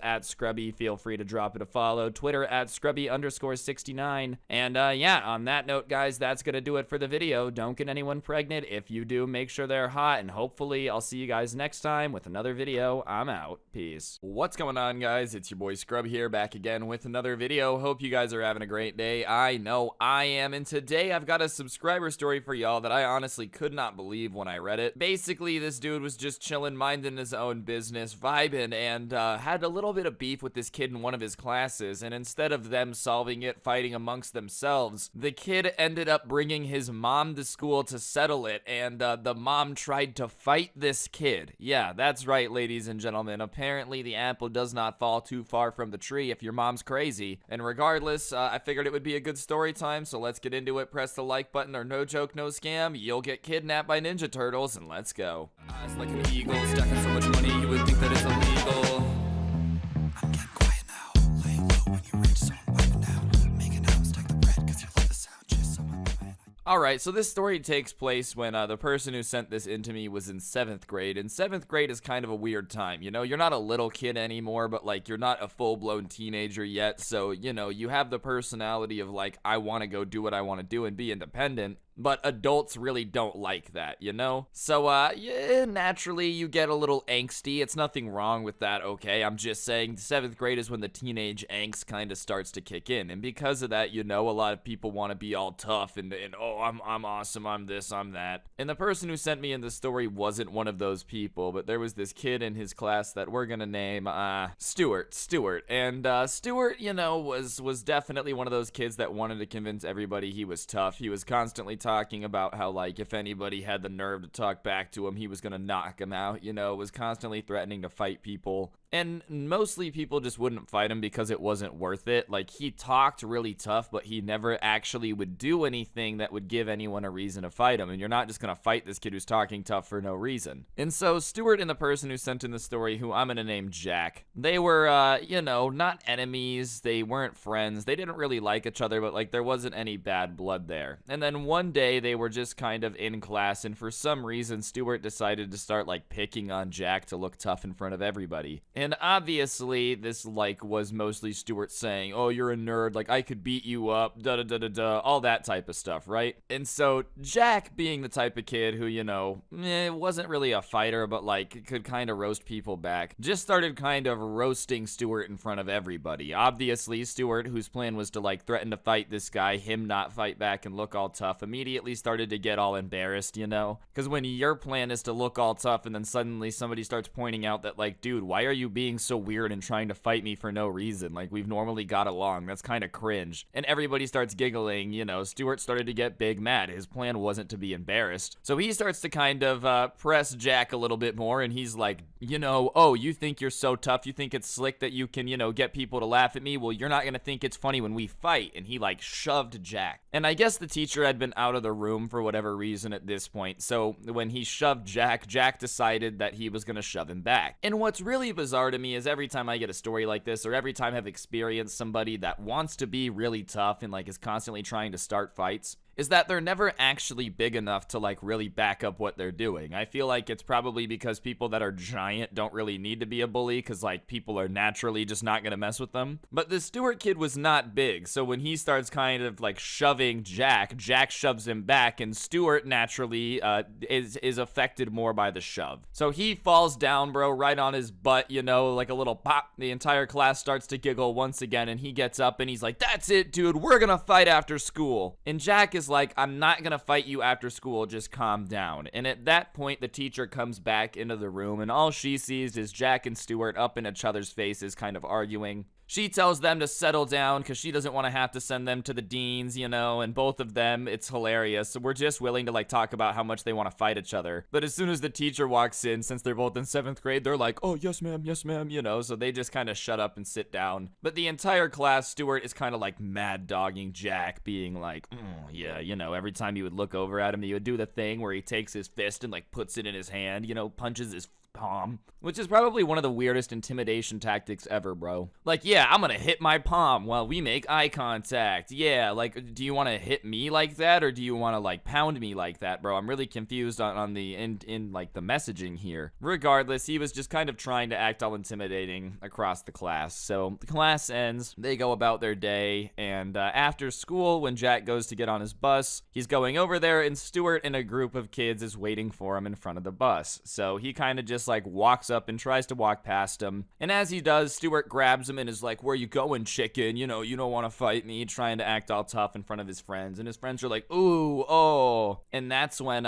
Jack once again just shoves him as hard as he can, and the kid once again plops onto his little butt. Not very prepared for this once again, bro. Like, I know I'm saying once again, and I'll stop after that. I got it out of my system. But like, if you're gonna try to fight somebody, wait for them at their bus and start a fight, you've got to be prepared to get pushed, bro. Like, this person's bigger than you. They've already once today shoved you and you've fallen on your butt. So at no point did you decide to like brace yourself a little better. I just feel like the Stewart guy is a terrible bully. He has no thinking, no possibility of processing what's going on. It's really pathetic, Stuart. I'm ashamed of you, man. Like, how are you gonna get knocked on your butt twice by the same person? The second time they push you, you should just be prepared and ready for it. Like, how is it gonna catch you off guard? It's already happened. Anyways, when he just shoves Stuart and he falls over again, this time in front of all of his friends and more people, everybody starts laughing, and at that point, Stuart is kind of covering his face with his hands, and Jack realizes that, oh, he's crying. I don't know if it was the fall and the bruise on his tushy, or like the fact that Everybody was laughing at him, but something had embarrassed this Stewart kid to the point where he's crying now. And Jack naturally decided that this was the ultimate kill shot. This kid wants to act all tough and bully everybody, so he's like, "Are you crying? Are you kidding me?" And points out to everyone that the kid is crying. So naturally, everybody starts laughing even more, talking about, "Bro, you wanted to start the fight and you're the one crying?" Which I'm not gonna lie is pretty funny. Like, how are you gonna start the fight and then start crying when somebody pushes you? That is kind of hilarious, let's be honest. But it does not exactly help Stewart get less angry. So Stewart gets all mad and he gets up in Jack's face and is like, "You're gonna regret this, man. I'm gonna bring my mom to school tomorrow and she's gonna fight you." And obviously the crowd laughs even harder at that point. And Stewart's like, "I'm not kidding. My mom said that she'll back me up anytime that there's a bully and you're bullying me," which is hilarious, bro. Like, yeah, Jack's the one bullying you. You waited for him outside of his bus for him to walk up and then tried to fight him. But, you know, he's bullying you. Just because you lose doesn't mean that, like, you're the one getting bullied, you know? Just because you're bad at your follow-through, you just can't make fun of people adequately or, like, fight them, doesn't mean that they're bullying you. Like, if you start the fight, you still are the instigator, you know? Anyways, even with all the embarrassment, the kid's like, "My mom's coming tomorrow, get ready." And, obviously, Jack doesn't really believe him, because who actually wants to bring their mom to back him up during a fight? Apparently this kid, but we're getting there. So he gets on the bus, and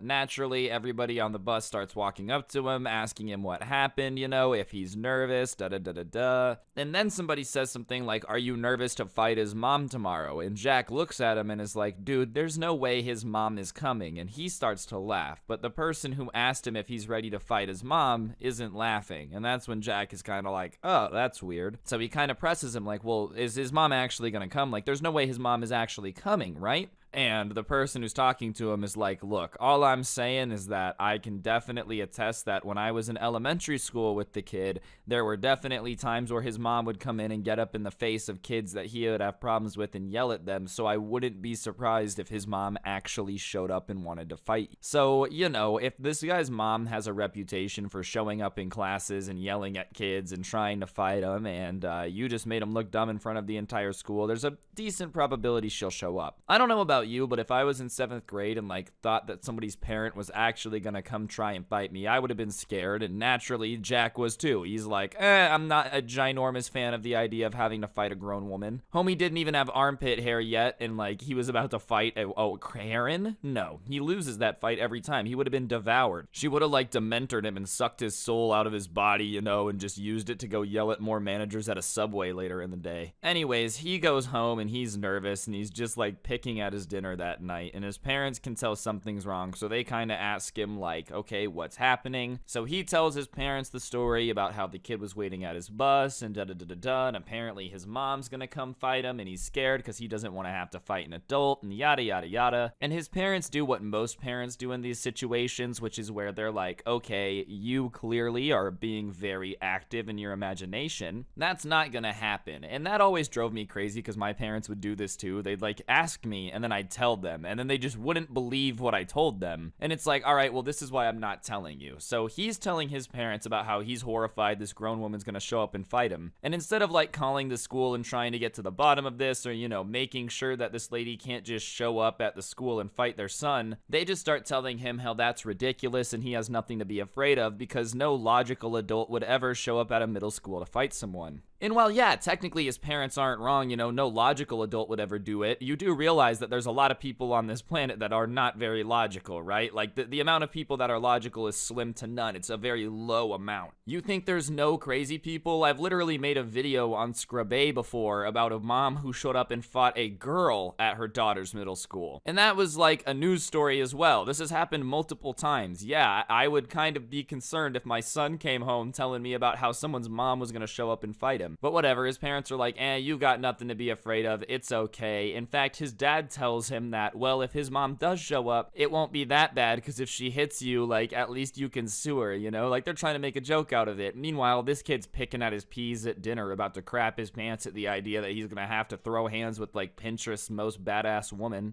Dude, she's verified on Pinterest, man. Oh my god, she brought an army of thumbtack moms to come fight you. Like, Dude, who knows what little life hack she's picked up on Pinterest, little battle weapons she's gonna sneak into the school and use. It's all fun and games till you find her Pinterest board and, like, instead of, normal stuff like house decorations or, wedding ideas or whatever people do on Pinterest, it's just like battle weapons, how to make pocket sand that leaves permanent blindness, like stuff like that. She's just preparing to fight this kid, getting everything ready to go. Anyways, his parents don't really help. The kid kind of goes back upstairs and he's just kind of trying to figure this out on his own. He decides to hop on Xbox and starts talking to a couple of his friends on there, and they're kind of like, bro, you're gonna have to fight a grown woman. They're not really helping. So he gets off. He tries to go to bed early, and he's just sitting there kind of freaking out at the idea of this grown woman coming to fight him. He finally falls asleep. Next day, wakes up, has to go to school, so he gets in the car. The entire way to school, he's just thinking about what's gonna happen. He gets there and gets into class and whatnot, is going about the day, and everybody walks up to him telling him that Stuart isn't at school that day. Like, Stuart was gone. And instantly the kid's super relieved. He's like, oh my god, thank goodness. That means his mom's not gonna be here. If he's not here, everything's gonna be fine. And for the rest of the day, he feels this weight off his shoulders. He feels like everything's gonna be good. There's no reason for him to be stressed. And, everything seems normal. So the day's going good. And at the end of the day, he gets ready to start walking to the bus. And he starts going to the bus, like, where they have them all lined up in front of the school. And when he gets to his bus, he realizes that there's a massive group of kids at the bus. And he's like, that's kind of weird. So he kind of starts walking slower and just kind of looking at the crowd, seeing what's up. And he sees a woman that he doesn't really recognize there, and he thinks it's one of the teachers. And he kind of starts looking, and he realizes that, no, the woman is standing next to a kid who looks familiar, and it's Stuart. Yeah, that's right. The Stuart kid hadn't been at school today, but he is sure enough standing right next to this kid's bus with a grown woman who looks an awful lot like him and is probably his mother. The one thing that Stuart had failed to mention, bro, is that his mom wasn't like a normal mom,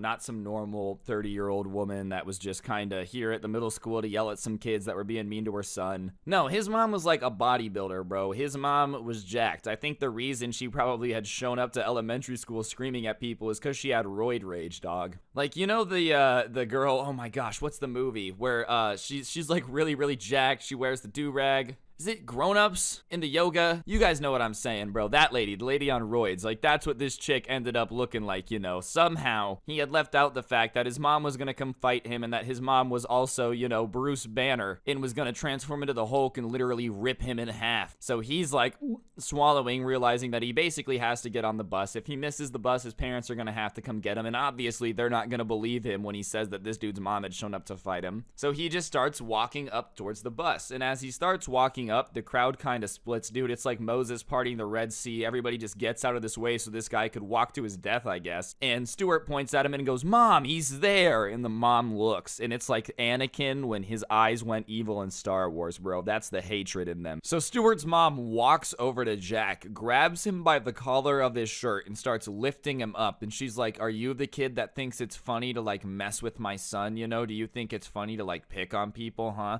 How about you pick on somebody your own size?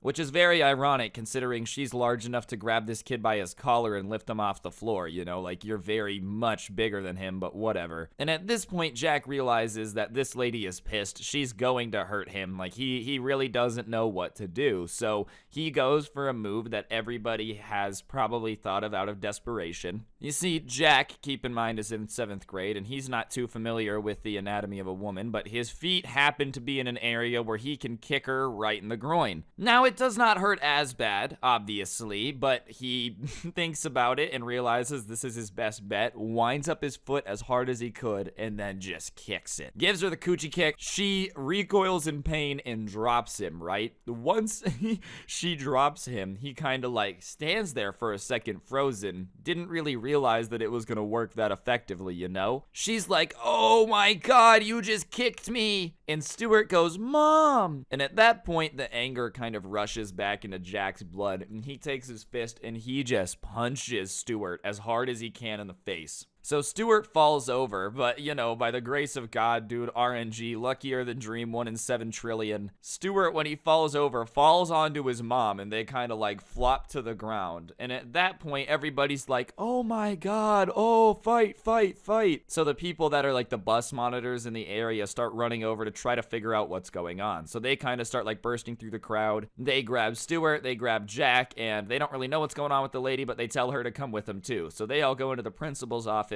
And Stuart and his mom immediately start trying to like spin it that Jack started it. He's the aggressor, everything his fault automatically. She thinks she's gonna get away with it because she's an adult, but little does she know, and I don't know why people do this, bro. It's like people forget we live in the 21st century. They have security cameras. So sure enough, the Jack kid is like, all right, well, go ahead and check the cameras. If I really just viciously attacked you out of nowhere, then it'll be on the cameras. And as soon as he starts mentioning cameras, dude, this guy's mom's tone just changes. It's like, you know, we can actually just leave. It's okay. It's okay. But no, the principal's like, I think we need to check the cameras. This is obviously an incident. You know, it led to an altercation. So they check the cameras and they see that this lady, you know, walked up, grabbed him, the entire situation, the coochie kick, all of it is caught in 4K, high definition, fantastic quality. And obviously, as soon as the footage starts playing, the mom and Stuart just go silent because it's obvious that they're the aggressors in this particular situation. So once this is all found out, the principal kind of starts being like, you're not allowed at the school anymore to the mom. They have to call Jack's parents. It's an entire situation. And sure enough, they call Jack's parents and they're like, hi, it's the principal. And they're like, oh no, what did my son do? And the principal has to explain to his parents that like a mom had shown up and tried to fight their kid. And sure enough, his parents end up feeling like morons, rightfully so, because he had literally told them that this dude's mom was going to show up and try to fight him. And they were like, no, that wouldn't happen. No logical adult would show up and try to fight a child. Yeah, no logical adult would. But obviously, anyone willing to fight a kid is not considered a logical adult. I don't feel like this is rocket science, bro. So his parents had to come pick him up. They had to decide if they wanted to press charges or not for assault. For some reason, his parents didn't. I'm just saying it. If any parent ever shows up and fights my kid, I'm suing you, bro. I'm taking it all. And I'm not gonna feel bad about it, dog. What do you mean? You're a grown adult showing up to a middle school to start swinging on kids? I will say, though, the only good thing that came out of this, from Jack's perspective at least, was that he became like a legend around school, dude. Anybody that manages to get into a situation where they're fighting an adult and then win is insane. Stuart ended up changing schools shortly thereafter, probably from sheer embarrassment. He ended up getting suspended, like that was his official punishment, but changing schools was probably more at the parents' discretion, bro. I could not imagine the shame of having to come pick up my kid from school when everybody knows that I showed up and tried to fight a student one day. Like, oh, that's gotta be painfully embarrassing, but hey, at least Jack was a legend out of it. If you are gonna get any benefits out of it, there's one. It's not a very good one, but it is one. Anyways, guys, though, I think that's gonna do it for the video. Hopefully you enjoyed. If you did, I would really appreciate you pressing the like button. This video was longer, and if you guys like the longer videos, a good way to let me know that is like and comment, all that stuff, because it does help the video do better. Subscribe if you're new and turn on notifications. And if you're in the market for G Fuel, use code SCRUBBY for 10% off. It's a pretty fantastic system, you know. If you want more content, I do have a podcast called The Scuffed Cast. You can find a link to that down below, and a link to the intro song will also be down there as well. And obviously, I'm pretty biased, but if you want to get some of the coolest merch to ever exist, the link to the merch store is down there as well. Thank you all so much for watching. I'm gonna go fight somebody's mom now, simply because I can. If anybody wants to recommend me a mom to throw down with, leave it in the comments. But yeah, on that note, as I said, thank you guys for watching. Don't get anyone pregnant. If you do, make sure they're hot, and hopefully I will see you guys all next time with another video. I'm out. Peace. What's going on, guys? It's your boy Scrub here, back again with another video. Hope you guys are having a great day. I know I am, and today, ladies and gentlemen, I've got quite the story time for y'all. You know, it's not every day that a parent goes out and fights a kid, and it's especially more rare for that to happen in school, but every now and then the stars align, and apparently you get a crazy story time. Regardless, the story time today was sent in by a subscriber named Jared that apparently witnessed the ultimate cringe, you know, a dad coming to school to back up his son. And I figured it would make a good video. That's what we're going to be doing. So, yeah, without further ado, let's get into it. But before we do, be sure to press the like button, or no joke, no scam whatsoever, your parents are going to come to your school and embarrass you equally as hard. And trust me, you don't want that to happen. So I'd press it, and yeah, let's get into it. Nice rack and her ass Brazilian. Just turned 21, but my bank's a million, swear. Alright, so I'm pretty sure everybody has had a stupid argument in middle school or something about like, my dad can beat up your dad, you know what I mean? But honestly, I didn't think most people ever turned that into like, my dad can beat you up. I thought that was especially obvious. I mean, obviously I'm an adult now, but like, yeah, back in the day, dude, your dad probably could beat me up because, you know, I was a child, like if someone ever used this line. Anyways, I guess some people take it a little bit too far. I'm gonna introduce some characters real quick that you gotta know. The kid that ends up calling his dad like a little baby and like, oh, dad, come to school and fight everybody. His name is Edward because, you know, that's his name. And as for his dad name, I'm gonna refer to him exclusively as Baldy Jones because I just feel like that sets the tone incredibly well. So, Edward and Baldy Jones, the bad guys. And Edward was the type of kid who liked to start problems, you know, especially problems that he couldn't solve. Like, he was a smaller kid, but he would also go after and bully the largest kids in school, get them really worked up, very upset, and then run away. And as he's running away, his favorite thing to do would be, like, play the victim, pretend that they were coming after him for no reason to get them in trouble. He was like one of those kids. He just liked to, start problems that he couldn't necessarily handle. And one day, you know, there was one event that he was just insanely jealous of. Basically, it was near the end of the school year and they were doing one of those things where like, you know, oh, we're gonna have an assembly and all the kids that were really smart and worked hard are gonna get an award. I don't know, like, if other schools had those too. I knew what he was talking about, dude. Like, the AB Honor Roll Awards at the end of the year. And listen, it was gonna be a whole assembly. It was gonna be this big thing. And, you know, the people that were getting this award, their parents were gonna be there. And it was gonna be one of those events where the principal gets up and is like, these kids are incredible. I wish everyone would try this hard in school. The future wouldn't scare me so much if kids all acted like these kids. Like, whatever, just parent, blah, blah, blah. And I don't think anyone really likes those assemblies. No one likes sitting in a room full of their peers to celebrate academics or whatever. But the one thing is, like, you just don't destroy it. And as I said, for whatever reason, Edward was just insanely jealous about this event because he didn't win the award. You know, he had been apparently really trying to get an award and he didn't win one and he thought the school had cheated him out of it. So instead of just kind of being like, oh well, I have to sit in this assembly, it is what it is, the entire day before they go, he's just talking about how anti this assembly he is. He's telling everyone that, like, he's pissed off that he didn't win it. He's not even gonna go. If they make him go, he might just ruin the award. Blah, blah, blah, blah, blah.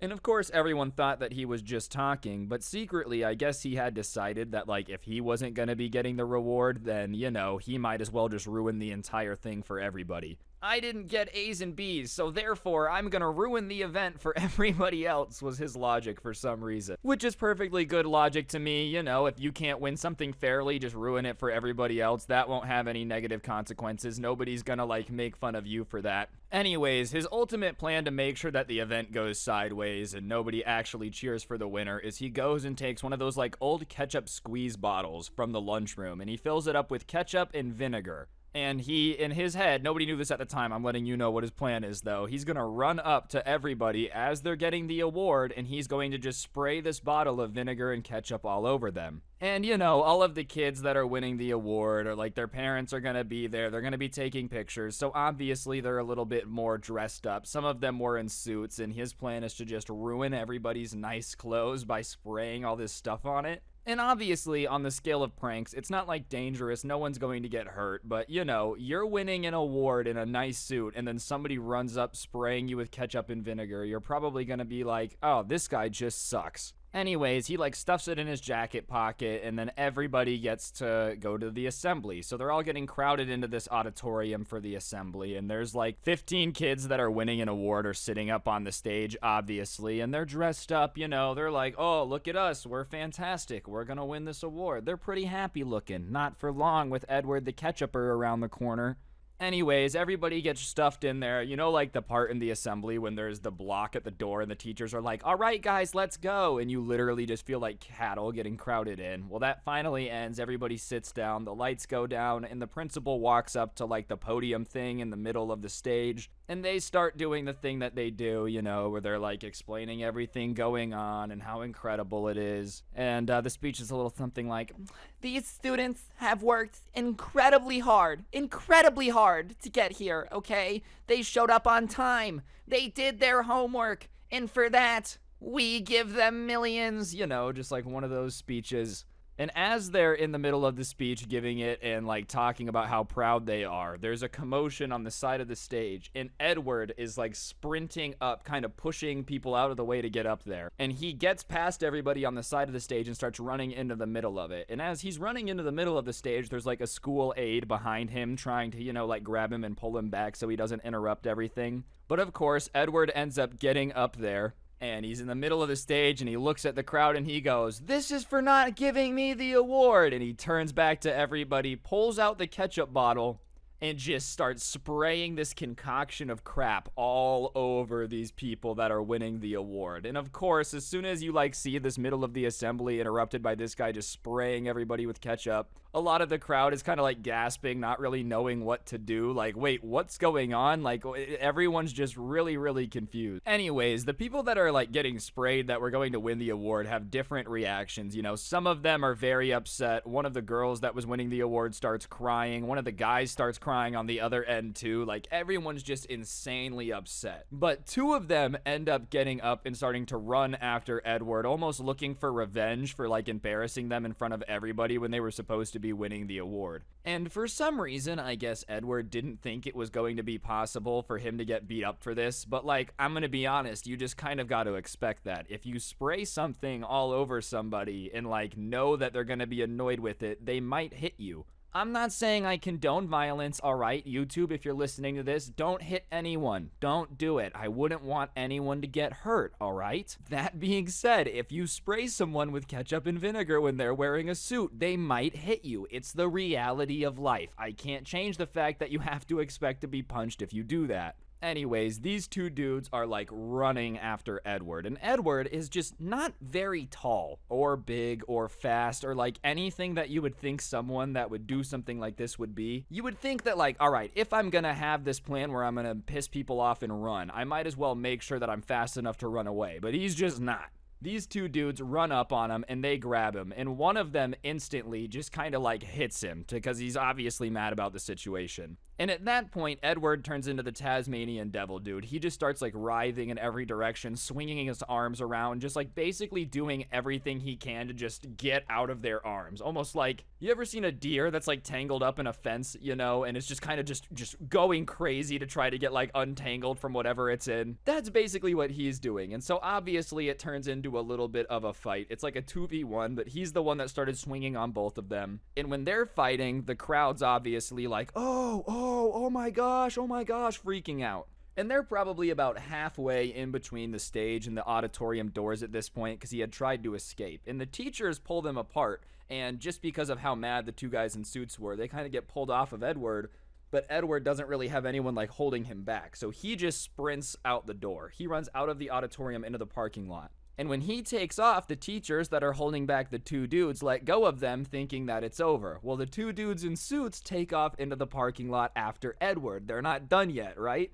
And at that point, the subscriber, Jared, wants to see what's going on, so he's like, I'm heading out there. So he takes off after them to get out there. And he gets out there pretty quick before most of the other people had come out. But at that point, all the kids are trying to escape, and that traffic jam happens, where like everybody's in the door, you really can't get out, no one's moving.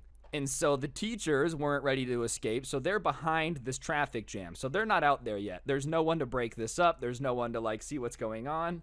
And outside, what's currently happening is Edward is now on the phone with his dad. He had called his dad, and he's saying that these two kids are jumping him for no reason and he needs help. Which definitely is not what happened, alright? He's probably just insanely scared to get beat up, that he's like, whatever, I'm gonna get my dad involved, and my dad's not gonna back me up if I say the truth. So yeah, Dad, these two kids are jumping me for no reason. I'm gonna leave out the part where, like, I ruined their suit, ruined their award, all that stuff. That's not important. Just come help me now. Anyways, at that point, the two kids start chasing him, and he's literally playing like getaway, like tag with these dudes. Just running away from them around the parking lot, trying to just keep his distance. But he must have lived close to the school because his dad pulls up like 2 minutes later in this SUV, and he hops out of this SUV in flip-flops. And the crowd at that point has come more out of the auditorium, but like the teachers aren't out yet. The kids were kind of strategically keeping them away from the rest of this so they couldn't break it up. And so the dad's out of the car in flip-flops, and Edward is just running around the parking lot with the two kids chasing him. And the dad at that point probably looks around, looks at the situation, sees his son's getting chased by two people, and he makes a really stupid choice. I understand he thought his kid's getting jumped or whatever, but you can't hit a kid. Like, it's just really illegal. And even then, let's just pause for a second. If your kid is getting jumped, why would there just be a huge crowd of kids standing there watching it, doing nothing? Like, do you really think kids at your school would just watch somebody get jumped and do nothing about it? Like, if somebody was really getting beat up by two people at one time and it was not a fight, I feel like people at my school would have broken it up. Maybe that's just me, maybe your guys' school is different, but like, anyways, he just makes the wrong decision to get involved. And so Baldy Jones, Edward's dad over here, runs up behind one of the kids who's trying to chase down Edward and just clotheslines him like there's no tomorrow. Arm out right under the chin, just lays this dude out. And obviously when he smacks the floor, the entire crowd is just kind of in shock, and they turn on the grown man who just clotheslines somebody. Like, they don't really know what's happening, but they start booing and screaming at him, telling him to get out of here. And listen, somehow this dad is so bad at fighting that like the kid that he just clotheslined gets up and he starts going after the dad. Like, all right, you want to clothesline me? You can have it too. So now this dude is chasing the dad, and the dad, instead of standing and fighting his ground on the dude he just clotheslined, starts trying to run as well. And maybe it's just a family thing, like in that family, if someone's coming at you, you just sprint the other direction as fast as humanly possible. But keep in mind that he hopped out of the SUV in flip-flops. So he's trying to run away from this dude, but he doesn't get very far because he's in flip-flops, and those aren't known for their like iconic speed boosting abilities. If anything, it just makes running even more embarrassing because there's no way to run in flip-flops and look cool. Like, just the way you kind of have to angle your foot to keep it in the shoe, like you're not looking cool running away from anything in flip-flops. And not to mention, on top of like looking weird running in flip-flops, it also is just the most embarrassing soundtrack to your escape. Like whap, whap, whap, whap, whap. Like that's what you sound like as you're trying to run away from somebody that's like beating you up. Oh no, where did he go? We'll never be able to find him. Wait guys, be quiet. Found him, he's over there. Anyways, the kid catches up with Baldy Jones pretty quickly, and the kid, who's not a tiny kid, grabs Baldy Jones by the waist, picks him up, and just slams him down in front of everybody. And listen, bro, it's already bad enough that you're gonna just like clothesline some random kid, but on top of that, if you're gonna clothesline a kid, you then can't let him body slam you. Like, dude, are you serious? You just got body slammed by someone you clotheslined. By the way, it's an 8th grader. Just like, how does it get any worse than this? Anyways, the crowd at that point freaks out. They lose it. They're all screaming. They're like, oh my god, oh. Obviously, the dude that just body slammed this dad is gonna be like the coolest kid in school forever now.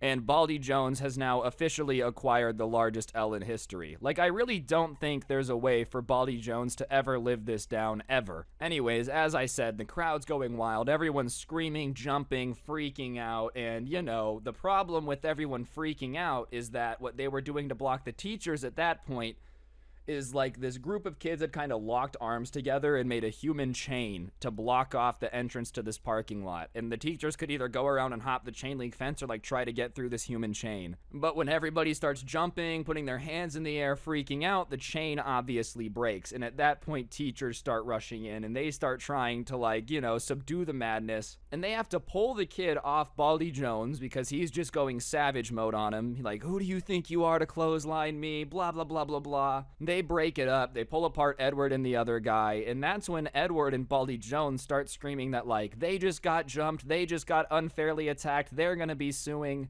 And listen, I understand that it's America and everybody threatens to sue everyone every 12 seconds, but I just feel like when there's security camera footage of you clotheslining somebody and then that person body slamming you, you might not want to bring up charges. Especially because there's security cameras and a crowd of people that just watched it, bro. Like, listen, I guess it's not okay to lie, but I could understand like a little bit more if it had been a situation where there's no cameras and nobody there and you can just say what you want. You're in a parking lot at a school, bro. They've got like 50 different angles of that, dude. Like a literal crowd of 800 people just watched you do it. What are you talking about?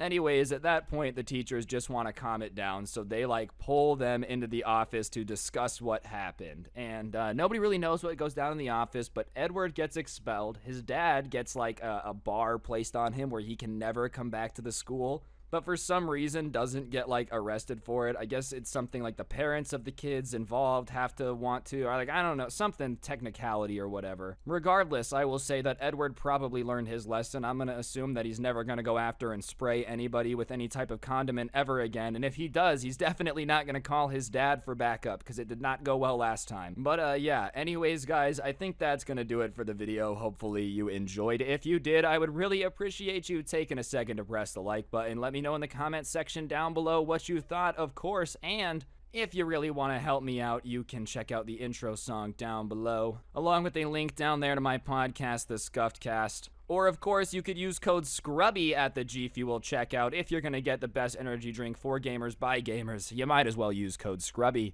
And last but certainly not least, as we all know, October is upon us, which means Halloween is coming up. And if you take a look at your screen now, you'll see the coolest Halloween merch to ever exist in the history of the planet, which can be yours with a trip down to the description. But yeah, on that note, guys, I think that'll do it. Don't get anyone pregnant. If you do, make sure they're hot, and hopefully I'll see you guys next time. I'm out. Peace. What's going on, guys? It's your boy Scrub here, back again with another video. Hope you guys are having a great day. I know I am. And today I've got a subscriber story that was sent in to me about food fights. You know, I personally have a little bit of experience with this topic. About 2 years ago, I told a story about this food fight that I started one time, and I thought mine was pretty cool. You know, I was like, yeah, not to toot my own horn, but I started a food fight. Considering that, like, mine ended up with the vice principal getting smacked with a trash can, I thought that was pretty out there. But somehow, that seems like child's play compared to what this dude sent in. I'm not even kidding you, dude. Somehow, compared to this, like, mine is nothing. But before we get into it, I'm gonna ask you guys to go ahead and press the like button.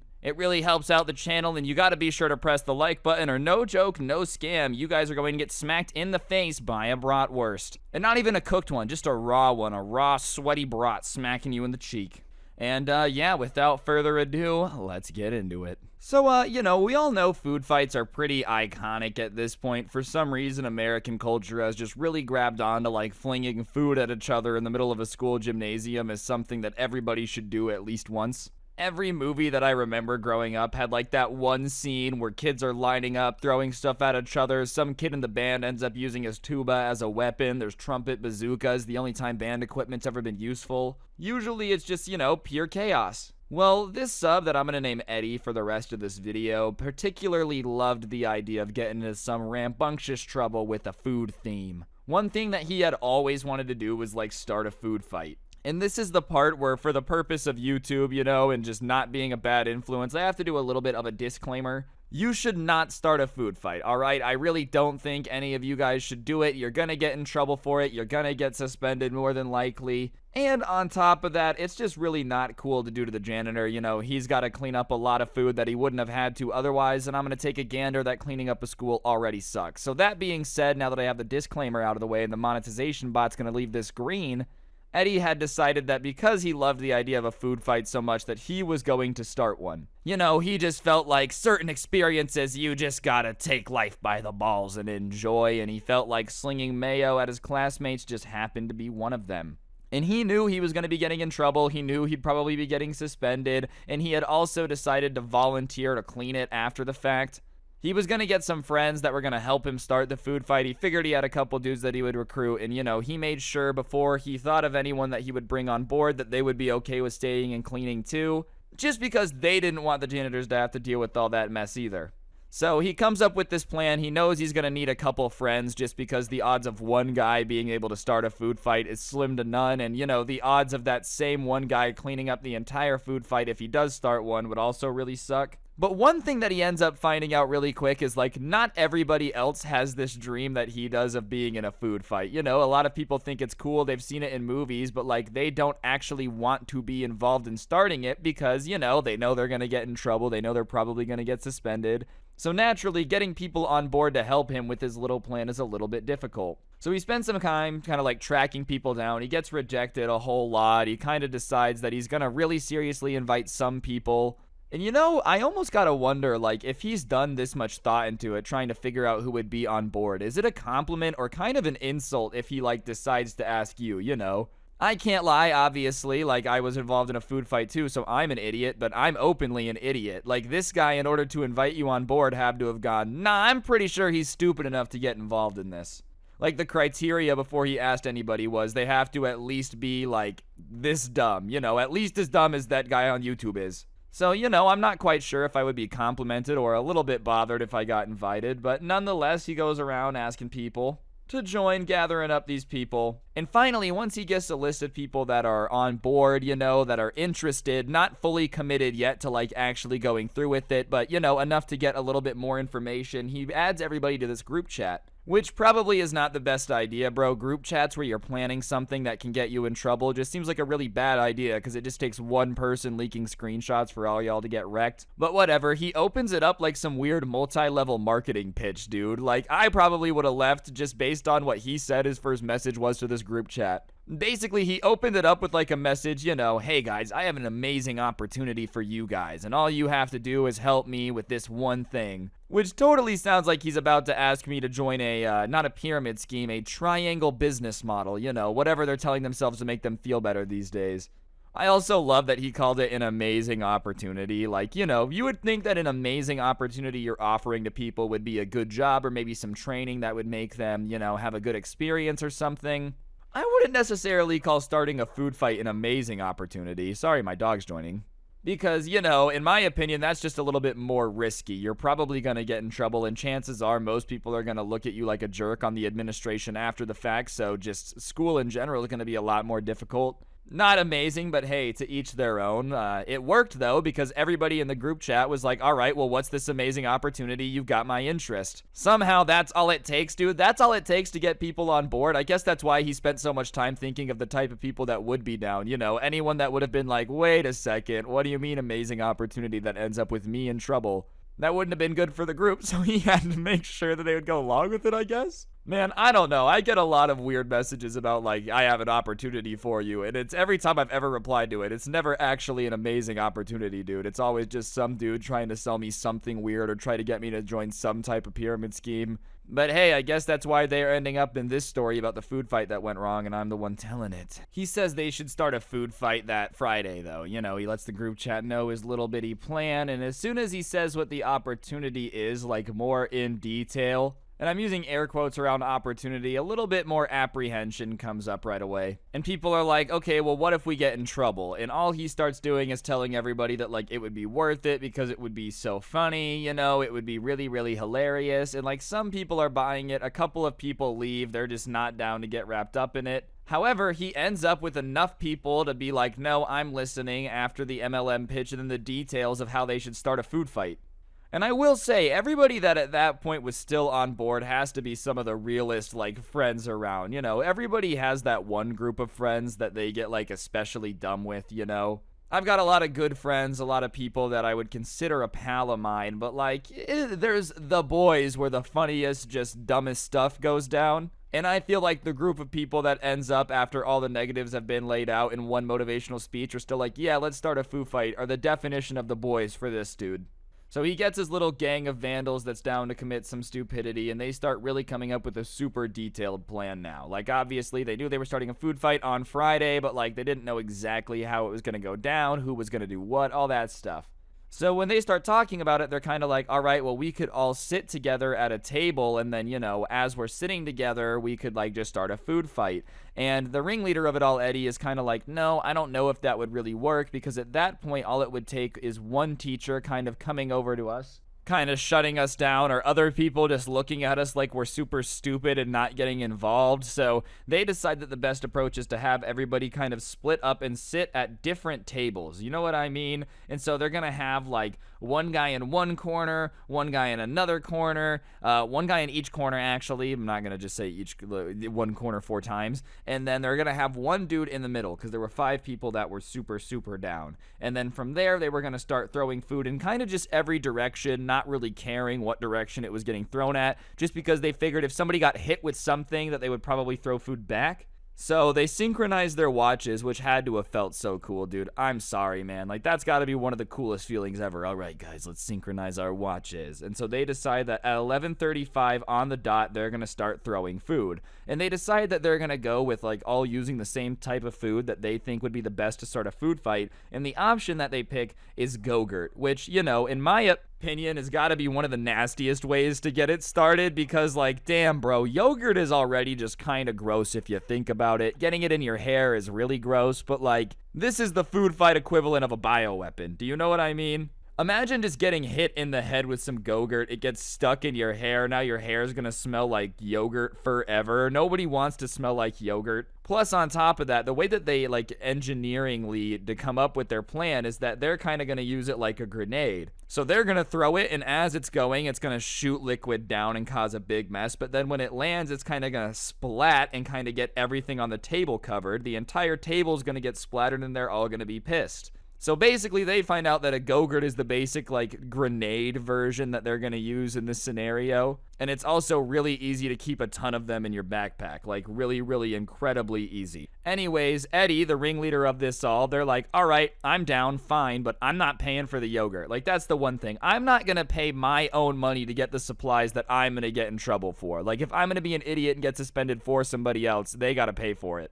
So Eddie goes to the grocery store and just starts buying tons of Go-Gurt to the point where he has a shopping cart that's like full of Go-Gurt boxes. And you know, when he went to check out, I just want to know what the cashier was probably thinking. Probably that he's just a weirdo with like a yogurt fetish or something. I'm not gonna lie, when I worked at a grocery store for a couple years, I was always judging what people were buying. I wasn't a cashier, but like, you know, if I was bagging groceries or walking by somebody, they had some weird stuff, I definitely took note. So you know that when this dude walked up with a cart full of nothing but Go-Gurt, her thoughts had to have been like, oh boy, I don't know what this guy's up to, but all I know is his parents are gonna be disappointed in it.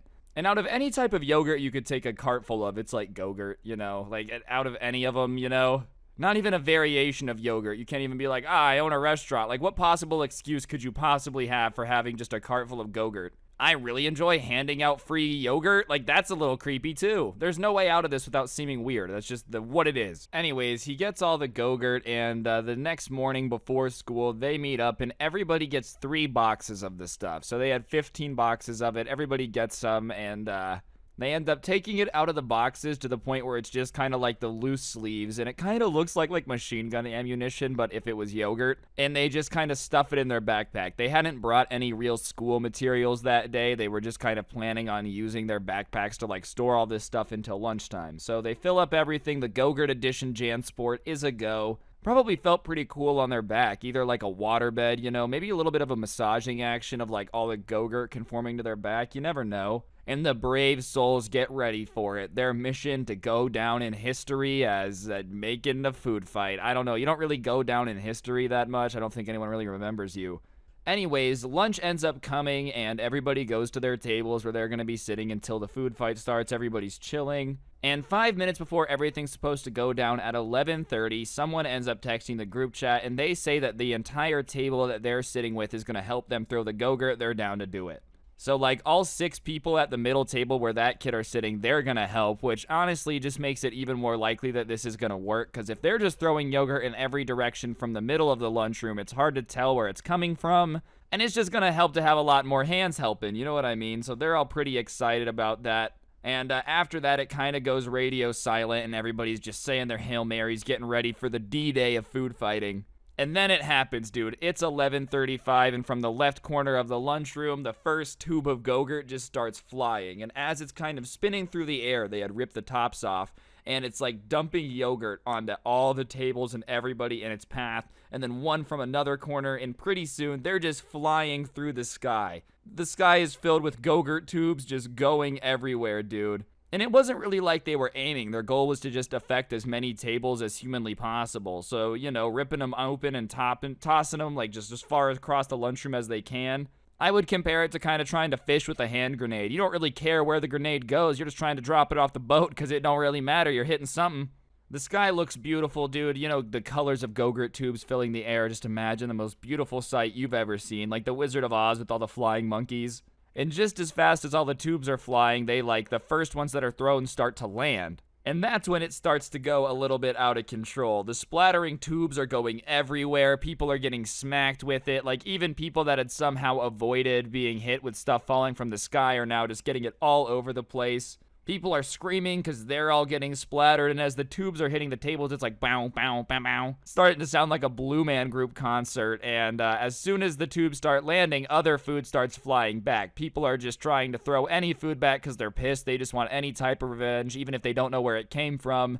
And the food fight is on. Their plan had worked. Like, as soon as people start throwing back, slices of pizza, you're on, because if you guys are only throwing Go-Gurt, it's really easy to tell when other people get involved. So as other stuff starts flying back and forth, now the sky is just covered in food. Like, what was once just a barrage of Go-Gurt tubes is now turned into just every type of food imaginable. And the teachers are trying to get stuff under control, yelling at kids, threatening detention, but when the entire lunchroom is going crazy, like, none of that stuff matters. It doesn't matter how much you yell at them to please stop. They're just not going to.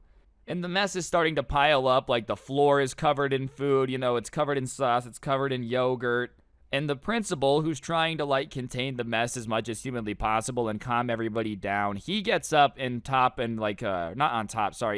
of the gymnasium, at the top of it if it was in a map. And as I said, it's kind of laid out like an auditorium, so they had this little stage up there with a microphone where they could do announcements, tell people to leave, all that stuff. And he hops on and makes this announcement about how, everybody needs to stop doing this in his cafeteria or it's going to be a problem. And keep in mind, he said, don't do this in my cafeteria. And those exact words were probably the biggest mistake he could have possibly made. I don't think he really had any way of knowing it at the time, but he just sealed his fate to a mess much bigger than could be contained, So somebody, when they hear that's not with the original group, by the way. Like, this guy's just kind of somebody who's been throwing food and isn't really involved directly with them, says, okay, if he doesn't want it in the cafeteria, let's go to his office then.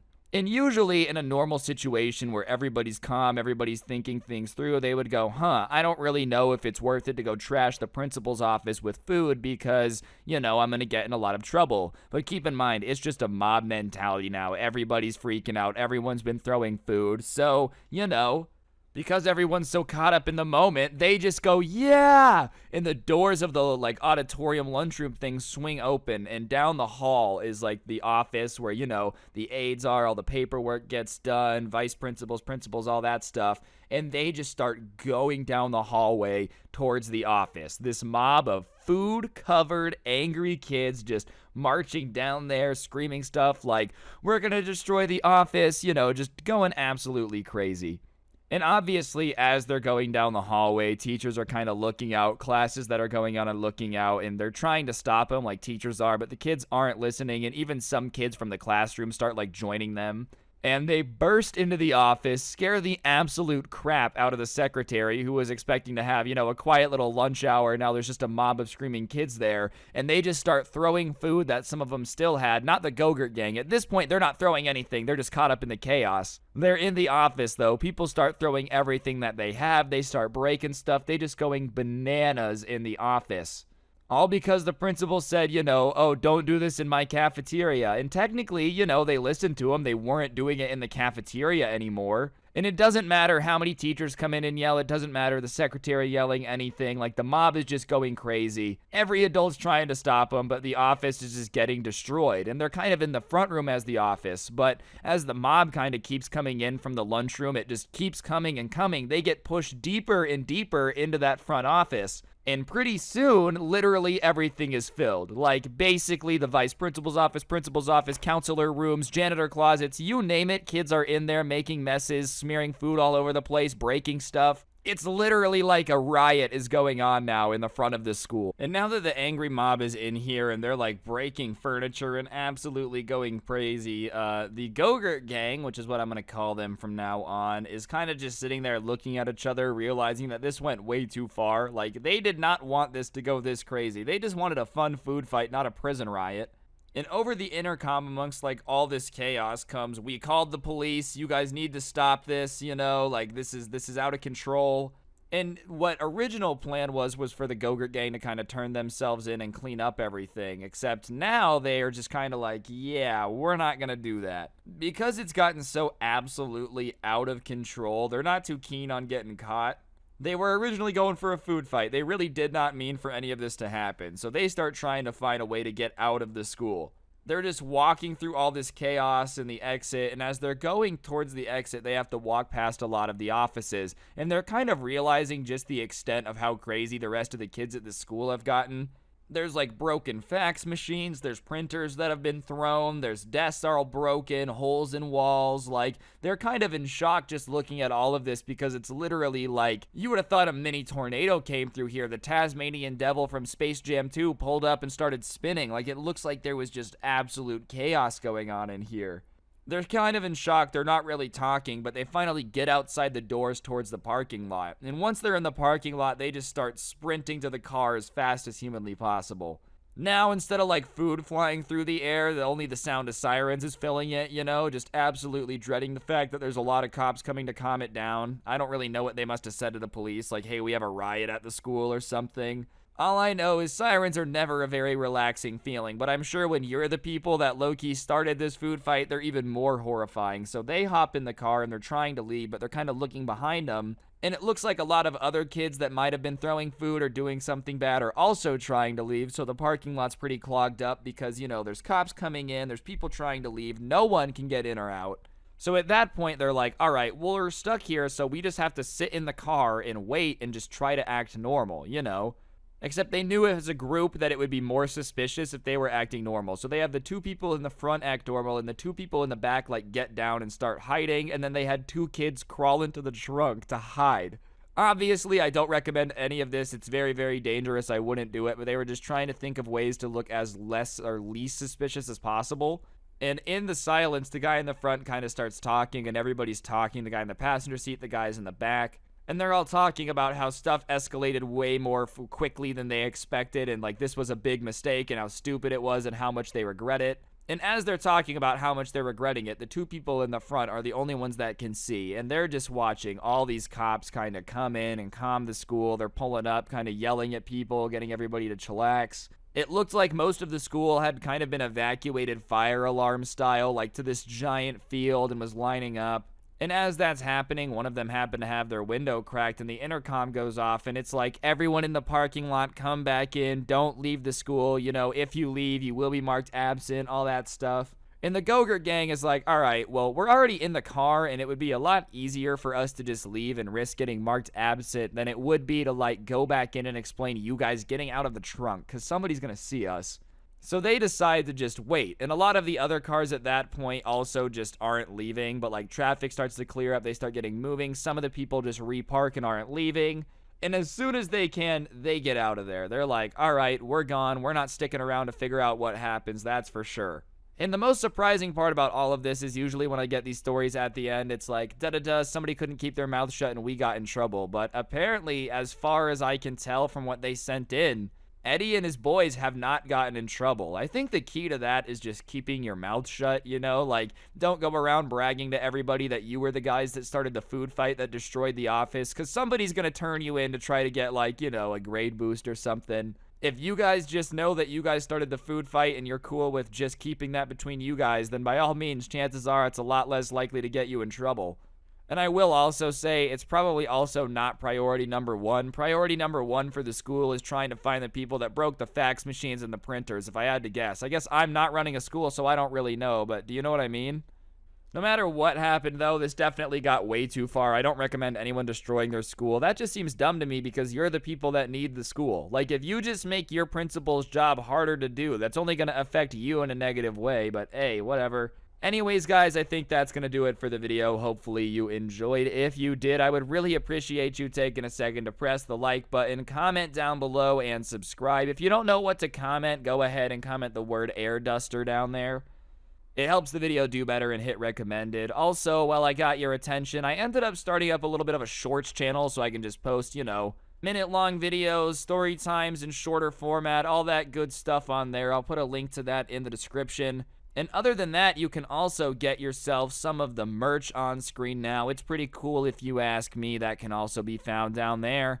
And last but certainly not least, I got a podcast too, and if you use code SCRUBBY at the G Fuel checkout, you get yourself a bit of a discount. Yeah, that's right, the best energy drink for gamers gets yourself a discount with code SCRUBBY. Don't you forget it. And yeah, on that note, guys, like, comment, subscribe. That's everything I got for today. Don't get anyone pregnant. If you do, make sure they're hot, and hopefully I'll see you guys next time. I'm out. Peace.